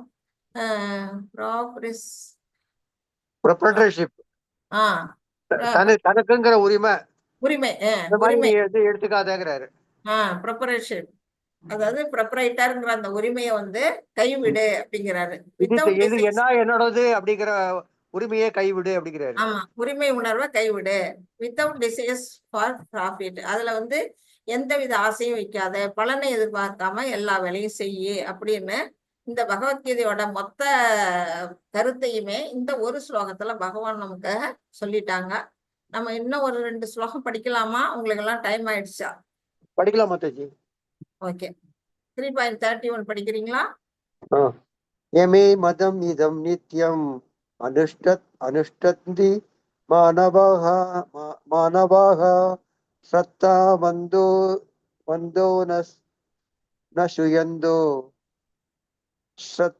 சத்தா வந்தோ நசுயந்தோ முச்சயந்தே தேவி கர்மபிகி. யாரெல்லாம் என்னுடைய இந்த அறிவுரைகளின் படி தங்களது கடமைகளை நிறைவேற்றுகிறார்களோ, யாரெல்லாம் இவற்றை பொறாமையின்றி நம்பிக்கையுடன் பின்பற்றுகிறார்களோ அவர்கள் பலநோக்கு செயல்களில் மந்தத்திலிருந்து விடுதலை அடைகிறார்கள். ஹரே கிருஷ்ணா மாதாஜி. இப்போ பகவான் என்ன சொல்றாரு? பகவான் சொல்றதெல்லாம் கேளுங்க அப்படிங்கிறார். நான் என்ன என்னுடைய அறிவுரைப்படி நீங்க எல்லாம் செயல்படுங்க. நான் சொல்றபடி நீங்க எல்லாம் செயல்பட்டா அது எப்படி செயல்படணும்? பொறாமை இல்லாம. இப்ப சிசுபாலன் வந்து பகவான் மேல பொறாமை இருந்தான். இவன் துரியோதனன் கூட பொறாமையோட இருந்தான். அந்த மாதிரி எல்லாம் இல்லாம பொறாமைங்கிறது பகவானுக்கு அளப்பரிய சக்திகள்லாம் இருக்கு. பொறாமை இருந்துதான் நம்ம எல்லாம் இங்க வந்திருக்கிறோம் உலகத்துக்கு. ஆனா இன்னுமே அந்த பொறாமைய நம்ம வந்து என்ன செய்யணும்? தூக்கி எறிஞ்சிடணும். அந்த மாதிரி பொறாமை இல்லாம பகவான் மேல முழு நம்பிக்கை. எப்படி வந்து அவருடைய வாயிலிருந்து வர்ற வார்த்தைகள்லாம் இப்ப பகவத்கீதைங்கிற அந்த கீதைங்கிறது பகவானுடைய வாயிலிருந்து வந்த கீதம். அந்த கீதையில சொல்லப்பட்ட கருத்துக்கள்லாம் அவருடைய வாயிலிருந்து வந்த வேத சாரங்கள். வேதத்தோட இது வந்து 5வது வேதம்னு சொல்லப்படுது நம்ம பகவத்கீதை. அந்த வேத சாரங்களா தான் அவர் வந்து இந்த வந்து கீதமா இங்க வந்து உரைச்சிருக்கிறாரு. யாருக்கு? அர்ஜுனனுக்கு. அப்படி அந்த நினைவை வந்து நம்ம ஏற்படுத்திக்கணும். அவருடைய வாயிலிருந்து வர வார்த்தைகள்லாம் நம்ம நம்பிக்கையோட வந்து பகவான்கிட்ட பின்பற்றணும். அந்த நிலைகள்ல நாம வந்து என்ன செய்ய முடியும்? அவருடைய நித்திய உலகத்தை நம்மளால சென்றடைய முடியும், விடுதலை அடைய முடியும். இப்ப நிறைய பேர் என்ன செய்யறாங்க, பல விதமான நமக்கு கீதைக்கு வந்து நிறைய பேர் வந்து உரை எழுதியிருக்கிறாங்க. நம்ம ஊர்ல பாத்தீங்கன்னா பகவத்கீதை வந்து பிரபுபாதா மட்டும் உரை எழுதல, நிறைய பேர் எழுதியிருக்கிறாங்க. நிறைய பேரும் என்ன செஞ்சிருக்கிறாங்கன்னா, நீங்க வாங்கி படிச்சு பாத்தீங்கன்னா தெரியும், உங்களுடைய சொந்த கருத்துக்களையும் அதுல கொஞ்சம் சேர்த்திருப்பாங்க, கொஞ்சம் கற்பனையை கலந்துருப்பாங்க. அதெல்லாம் எதுக்காக செய்யறாங்க அப்படின்னா, அவங்க வந்து ஒரு தான் ஃபேமஸ் ஆகணும் அப்படிங்கிறதுக்காக கூட அவங்க செஞ்சிருக்கலாம். அந்த மாதிரி செய்யறதுனால அதை படிக்கிற மக்கள் என்ன செய்வாங்கன்னா குழம்பி போவாங்க. குழம்பி போய் அதுல இருக்க கருத்துக்கள் தான் உண்மை போல இருக்கு அப்படின்னு அந்த வழியை அவங்க பின்பற்றுறதுக்காக வருவாங்க. அதெல்லாம் வந்து தவறான பாதைகள் அப்படிங்கிறது இங்க வந்து சொல்லப்பட்டிருக்கு. அதை படிச்சுட்டு மக்கள் என்ன செய்வாங்க, இந்த பந்தத்துல இருந்து விடுபட முடியாது. அதை புரிஞ்சுக்கிட்டுதான் பகவான் வந்து இங்க சொல்லியிருக்கிறாங்க, என்னுடைய அறிவுரைகளின்படி. அததான் பிரபுபாதா என்ன செய்யணுங்க, இங்கிலீஷ்ல பகவத்கீதா ஆஸ் இட் இஸ், தமிழ்ல வந்து என்ன சொல்லியிருக்காங்க, பகவத்கீதை உண்மை உருவில். பகவான் என்ன சொல்லியிருக்கிறாரோ அதை அப்படியே நமக்கு வந்து கொடுத்திருக்கிறாரு. இங்க பகவத்கீதையில பொருளா விளக்கம் கொடுத்திருக்கிறாரு. நாம இதை வந்து என்ன செய்யணும், நல்லா படிச்சு புரிஞ்சு அது வழியில நம்ம ஃபாலோ பண்ணும் பொழுது இந்த உலகத்துல இருந்து நாம என்ன செய்வோம், இந்த அடிமை வாழ்க்கையில இருந்து விடுதலை அடைந்து அவருடைய திருநாட்டை சென்றடைவோம். அதுதான் வந்து இங்க வந்து முக்கியமான கருத்து. அதுக்கு வந்து நம்ம இதை வந்து ஃபாலோ பண்ணணும் அப்படின்னு சொல்லப்பட்டிருக்கு. இதை படிங்க பிரபு. கர்ம பந்தங்களிலிருந்து விடுதலை பெற இறைவனின் நித்திய கட்டளைகளில் நம்பிக்கை வைப்பது மிகவும் முக்கியம். அத்தகைய கட்டளைகளை நிறைவேற்ற முடியாத ஒரு சாதாரண மனிதன் கூட விடுதலை பெறுகிறான். கிருஷ்ண உணர்வில் தொடக்கத்தில் ஒருவர் இறைவனின் கட்டளைகளை முழுமையாக நிறைவேற்றாமல் போகலாம். அவர் இந்த கொள்கையின் மீது வெறுப்பு கொள்ளவில்லை. தோல்வியை கருத்தில் கொள்ளாமல் உண்மையாக செயல்படுகிறார். நிச்சயமாக தூய கிருஷ்ண உணர்வில் நிலைக்கு உயர்த்தப்படுவார். பல தத்துவ ஞானிகள் கிருஷ்ணரில் நம்பிக்கை இல்லாமல் பகவத்கீதையில் கருத்துக்களை எழுதுகிறார்கள். பயனுள்ள செயல்கள் அடிமைத்தனத்திலிருந்து அவர்கள் ஒருபோதும் விடுபட மாட்டார்கள். ஹரே கிருஷ்ண மாதாஜி. அப்படிப்பட்ட தவறா வந்து பகவத்கீதைக்கு உரை எழுதுறவர்கள் என்ன செய்வாங்கன்னா, அவங்களும் முக்தி நிலைக்கு போக மாட்டாங்க, மக்களையும் முக்தி அடைய விட மாட்டாங்க. தப்பான ஒரு கருத்துக்களை கொடுத்து அவங்களும் வந்து என்ன செய்யறாங்க, நரக வழிக்கு போறாங்க அப்படின்னு சொல்லப்பட்டிருக்கு. ஆனா ஒரு சாதாரண ஒரு பாமரன் கூட என்ன செய்ய முடியும் அப்படின்னா, பகவானுடைய மேல பக்தி வச்சிருந்தான்னா அவனால ஈஸியா வந்து என்ன செய்ய முடியும் அப்படின்னா, இறைவனோட திருநாட்டை அடைய முடியும். அதுக்கு கூட ஒரு கதை இருக்குது. பார்த்தீங்கன்னா, நாரதர் வந்து ஒரு ஊர்ல போயிட்டு இருக்கிறாரு. போறப்ப வந்து ஒரு செருப்பு தைக்கிற தொழிலாளி ஒரு அரச மரத்துக்கு அடியில உட்கார்ந்துட்டு, அரச மரமோ ஆலமரமோ அதுக்கு அடியில உட்காந்து செருப்பு தைச்சிட்டு இருக்கிறான். அந்த வழியா போற நாரதரை கூப்பிட்டு, நாரதரை வணங்கி, நீங்க வந்து எங்க போறீங்க அப்படின்னு கேட்கும்போது, நான் வைகுண்டம் போறேன் அப்படிங்கிறாரு. அப்படின்னா பகவானை நீங்க போய் பாப்பீங்கல்ல அப்படின்னு, பாப்பேன், நீங்க வந்து அவர்கிட்ட நீ எனக்கு எப்ப முக்தி கிடைக்கும்னு கேட்டுட்டு வாங்க அப்படின்னு வந்து சொல்றான். சரி கேட்டுட்டு வரேன் அப்படின்ட்டு அவர் போறாரு. அப்புறம் அதே வழியில இன்னும் கொஞ்சம் தூரம் போகும்போது ஒரு பிராமணன், அவர் வந்து நல்லா கற்றறிந்த ஒரு பண்டிதன், ஞானமெல்லாம் தெரிஞ்சவர், சாஸ்திரங்கள்லாம் புரிஞ்சவர், அப்படிப்பட்ட ஒரு ஞானியா இருக்கிறவரும் நாரதரை பாக்குறாரு. அவரும் வந்து நாரதர்கிட்ட இதே கேள்வியை கேட்கிறாரு, வைகுண்டம் போறீங்களா, எனக்கு எப்ப முக்தி கிடைக்கும்னு கேட்டுட்டு வாங்க அப்படின்னு சொல்றாரு. சரி அப்படின்ட்டு அவர் போறாரு. போகும்போது அங்க வந்து அவர் என்ன செய்யறாரு, பகவானை போய் இங்க சந்திக்கிறாரு. சந்திச்சுட்டு வா நாரதா என்ன விஷயம் அப்படின்னு அவர் கேட்கும் பொழுது, இந்த மாதிரி நான் வர்ற வழியில 2 பேரும் சந்திச்சேன். ஒருத்தன் செருப்பு தைக்கிறவன், ஒருத்தன் வந்து பிராமணன் கற்றறிந்தவன். 2 பேருமே வந்து எப்போ தனக்கு வந்து முக்தி கிடைக்கும் அப்படின்னு வந்து கேட்டுட்டு வர சொன்னாங்க பிரபு அப்படின்னு கேட்க சொல்றாரு. அப்படியா, இந்த செருப்பு தைக்கிறவன் இருக்கான் இல்லையா, அவன் வந்து இந்த பிறவிலேயே முக்தி அடைஞ்சிருவான். ஆனா பிராமணனுக்கு வந்து இன்னும் நிறைய பிறவிகள்லாம் இருக்குது, போய் சொல்லு அப்படிங்கிறாரு. நாரதருக்கு ஒண்ணுமே புரியல. அவனுக்கு வந்து படிப்பறிவே இல்லை, நான் செருப்பு தைக்கிறவனுக்கு. ஆனா அவன் வந்து இந்த பிறவிலேயே முக்தி அடைஞ்சிருவான்னு சொல்றீங்க, அந்த பிராமணன் வந்து எல்லா சாஸ்திரங்களையும் படிச்சு அதுபடி வேத விதிப்படி நடந்துகிட்டு இருக்கிறான், வாழ்க்கையை அந்த மாதிரி வாழ்த்துக்கிட்டு இருக்கான், பகவான் மேல பக்தி செலுத்துறான். அவனுக்கு வந்து இன்னும் பல பிறவிகள் இருக்குன்னு சொல்றீங்களே அப்படின்னு வந்து கேக்குறாரு. பரவாயில்ல, நீ போய் சொல்லு, உனக்கு விடை அங்க தெரியும் அப்படிங்கிறாரு. சரி, நீங்க என்ன செய்யறீங்க அப்படின்னு சொன்னா, நான் என்ன சொல்ல அப்படின்னு கேட்டா, ஒரு ஊசிக்குள்ள ஒரு யானையை நுழைச்சிட்டு இருக்கேன்னு போய் சொல்லு அப்படிங்கிறாரு. நாரதருக்கு ஒண்ணுமே புரியல. ஊசிக்குள்ள யானைய, ஊசியோட காது இருக்கு இல்லையா, அந்த காதுக்குள்ள ஒரு நூலை நுழைக்கணும்னாலே நமக்கு வந்து நம்ம கண்ணெல்லாம் பழுதுபட்டு விடும். அந்த நுழைக்கிறதுக்கு ஒரு 10 நிமிஷமாவது எடுத்துக்குவோம் அந்த நூலை உள்ள போக்குறதுக்கு. அந்த ஊசியோட அந்த காதுக்குள்ள ஒரு யானையை வந்து பகவான் நுழைச்சிட்டு இருக்கிறாராம், அதை போய் சொல்லுங்கிறாரு. நாரதர் வேற வழி இல்லை, பகவான் சொன்னா ஆமா ஒத்துக்குதான் வேணும், வந்து வர்ற வழியில அந்த பிராமணனை சந்திக்கிறாரு. சொன்னா அவரு பகவான் என்ன செஞ்சுட்டு இருக்காரு, நீங்க கேட்டீங்களா எனக்காக அப்படின்னு கேட்டான்னா, ஆமா கேட்டேன். என்ன சொன்னாரு அப்படின்னா, உங்களுக்கு இன்னும் நிறைய பிறவிகள் இருக்குதான், அப்புறம் தான் உங்களுக்கு முக்தியா அப்படின்னு சொன்னாரு. அப்படியா அப்படின்னு சொல்லிட்டு, இது என்ன செஞ்சுட்டு இருந்தார் நீங்க போகும்போது இறைவன் அப்படின்னு கேட்டபோது, அவர் வந்து ஒரு ஊசியோட காதுக்குள்ள யானையை நுழைச்சிட்டு இருந்தாரு அப்படின்னு சொன்னா அவர் சிரிக்கிறாரு. எனது ஊசியோட காதுக்குள்ள யானை நுழைக்கிறாரா, எப்படி நுழைக்க முடியும், அதுக்குள்ள போகுமா யானை, இதெல்லாம் சிரிப்பா இருக்கே, கேட்கவே வேடிக்கையா இருக்கே அப்படின்னு சொல்றாரு. நாரதர் ஒண்ணும் சொல்லல, கேட்டுட்டு வந்துடுறாரு. அங்க வந்து செருப்பு தைக்கிற தொழிலாளிகிட்ட வந்து அதே மாதிரி சொல்லும்போது, உனக்கு இந்த பிறவிலேயே முக்தின்னு பகவான் சொல்லிட்டாரு. அப்படியா, எனக்கு ரொம்ப சந்தோஷமா இருக்கு. பகவான் என்ன செஞ்சுட்டு இருந்தாரு நீங்க போகும்போது அப்படின்னு கேட்டோன்னா, ஊசியோட காதுக்குள்ள யானையை நுழைச்சிட்டு இருந்தாரு அப்படின்னு சொல்றாங்க. அப்படியா, அவரால அது ஏந்திரிச்சுன்னு ஆட ஆரம்பிச்சிடலாம், தை தைன்னு ஒரே சந்தோஷம் அவனுக்கு. பகவான் வந்து அவ்வளவு ஆற்றல் அவருக்கு, ஊசியோட காதுக்குள்ள வந்து ஒரு யானையை நுழைக்கக்கூடிய ஆற்றல் இருக்கு அவருக்கு அப்படின்னு சொல்லி சொல்லிச்சோன்னா புரிச்சோன்னா, நாரதர் எப்படிப்பா இதை நீ நம்புற அப்படின்னு அவர் கேட்கிறாரு. பின்ன என்ன நாரதரே, இந்த ஆலமரம் இருக்கு, அந்த ஆலமரத்துல வந்து பாத்தீங்கன்னா இந்த பழம் வந்து இத்தினோண்டு, ஒரு குட்டியோண்டு இத்தினோண்டு தான் சைஸ் பழம் இருக்கு. அந்த பழத்துக்குள்ள பாத்தீங்கன்னா அதை உடைச்சு பார்த்தோம்னா அதுக்குள்ள ஒரு 100 200 கணக்கான விதைகள் இருக்குது. இந்த 100 அந்த விதைகளை வந்து அந்த இத்தினோண்டு பழத்துல வந்து பகவான் வச்சிருக்கிறாரு. அந்த ஒவ்வொரு விதையும் என்ன செய்யும், இவ்வளவு பெரிய ஆலமரமா வந்து வளரக்கூடிய தன்மை உடையது.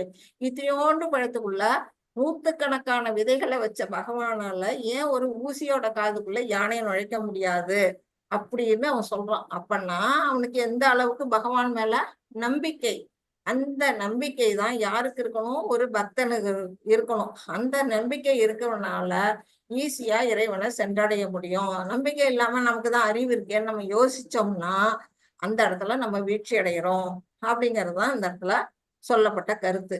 அந்த மாதிரி இருக்கவங்க வந்து பகுத்தறிவாளர்களா இருக்கலாம், வேணா பகவானுடைய பக்தர்களா ஒரு நாளும் இருக்க முடியாது. அதான் சாதாரண பாமர மனிதனும் என்ன செய்ய முடியும், இறைவனோட இறைத்தை வந்து சென்றடைய முடியும். எதனால, பக்தியும் நம்பிக்கையும் வைப்பதனால அப்படிங்கிறது இந்த ஸ்லோகத்துல சொல்லப்பட்ட கருத்து. 3.32 யார் படிக்கிறீங்க?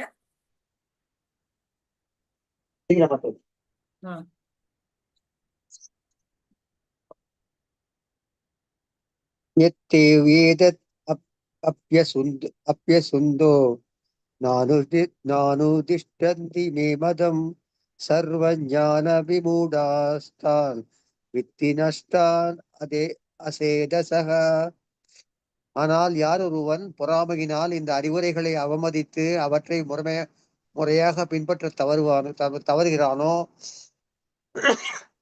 அவன் அவ்வித ஞானமும் இல்லாதவனாக முட்டாளாக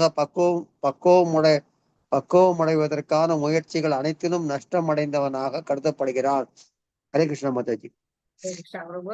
அப்ப வந்து என்ன சொல்றாரு பகவான், பக்தராய் இருக்கிறவன் பகவானுடைய என்ன சொல்றாரோ அதை அப்படியே ஏத்துக்கக்கூடிய நிலை. இப்போ ஒரு செருப்பு தைக்கிற தொழிலாளி என்ன செஞ்சான், ஒரு ஊசியோட காதுக்குள்ள யானையை பகவான் நுழைக்கிறாருன்னா அதை அப்படியே ஏத்துக்கிறான். ஆமா, அவரால் முடியும், அவரால் எந்த செயலும் எப்படி வேணா செய்ய முடியும் அப்படிங்கிறத அவன் ஏத்துக்கிறான். அந்த நம்பிக்கை தான் வந்து என்ன வேணும், ஒவ்வொரு மனிதனுக்கும் வேணும். ஆனா அந்த நம்பிக்கை இல்லாதவங்க, கிருஷ்ண உணர்வுல இல்லாதவங்க என்ன செய்வாங்க, அவங்க என்ன மாதிரி தவறு செய்வாங்க அப்படிங்கிறது தான் இந்த ஸ்லோகத்துல வந்து சொல்லப்பட்டிருக்கு. அவங்க என்ன செய்வாங்க, பகவான் சொன்னதை நம்ப மாட்டாங்க. அந்த பாதையில பின்பற்றி வழி நடக்க மாட்டாங்க. இந்த பாருங்க, இங்க ஒருத்தன் என்ன செய்யறான், கண்ணை கட்டிக்கிட்டு அந்த எண்டுக்கு வந்துடுறான். அந்த பாறையோட எண்டுல வந்து கண்ணை கட்டிக்கிட்டு வந்து நடந்து வந்திருக்கான். அப்ப வந்து என்ன செய்வான், பகவான் மேல பக்தி இல்லாத ஒரு முட்டாள் வந்து என்ன செய்வான்னா, தன்னுடைய கண்ணை தானே மறைச்சுக்கிட்டு நடக்கக்கூடிய இவனுக்கு ஒப்பா இங்க வந்து சொல்லப்பட்டிருக்கு. இன்னும் ஒரு அடி எடுத்து வச்சான்னா அந்த அதல பாதாளத்தான் அவன் விழ வேண்டியதுதான்.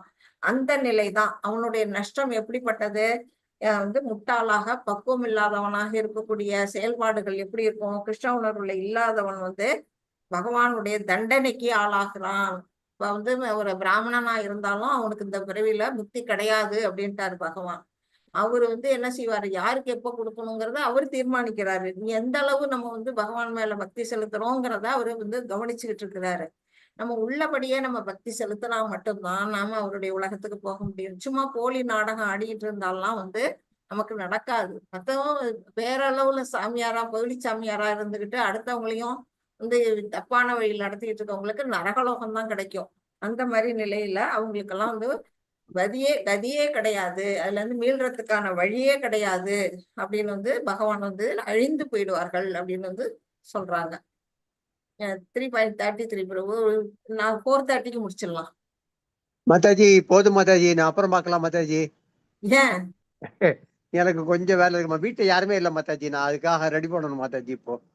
அப்படியா? Okay okay. எல்லாம் இதுலயே கொஞ்சம் பேர் போயிட்டாங்க போலக்க. ஆமா மாதாஜி, 5 பேர் தான் மாதாஜி, 8 பேர் 9 பேர் இருந்தோம், இப்ப 5 பேர் தான் இருக்காங்க. நைஸா கிளம்பிருக்காங்க, தெரியல நமக்கு. சரி சரி ஓகே.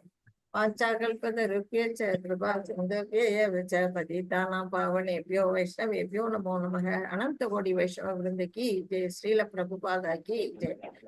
नामाचार्य हरिदास ठाकुर की जय। हरे कृष्णा कृष्ण कृष्णा हरे हरे, हरे राम हरे राम राम राम हरे हरे कृष्णा कृष्ण कृष्णा हरे राम राम हरे हरे। हरे कृष्णा। हरे कृष्ण माता जी, हरे कृष्णा माताजी। हरे हरे कृष्ण माता जी। कृष्ण। हरे कृष्णा।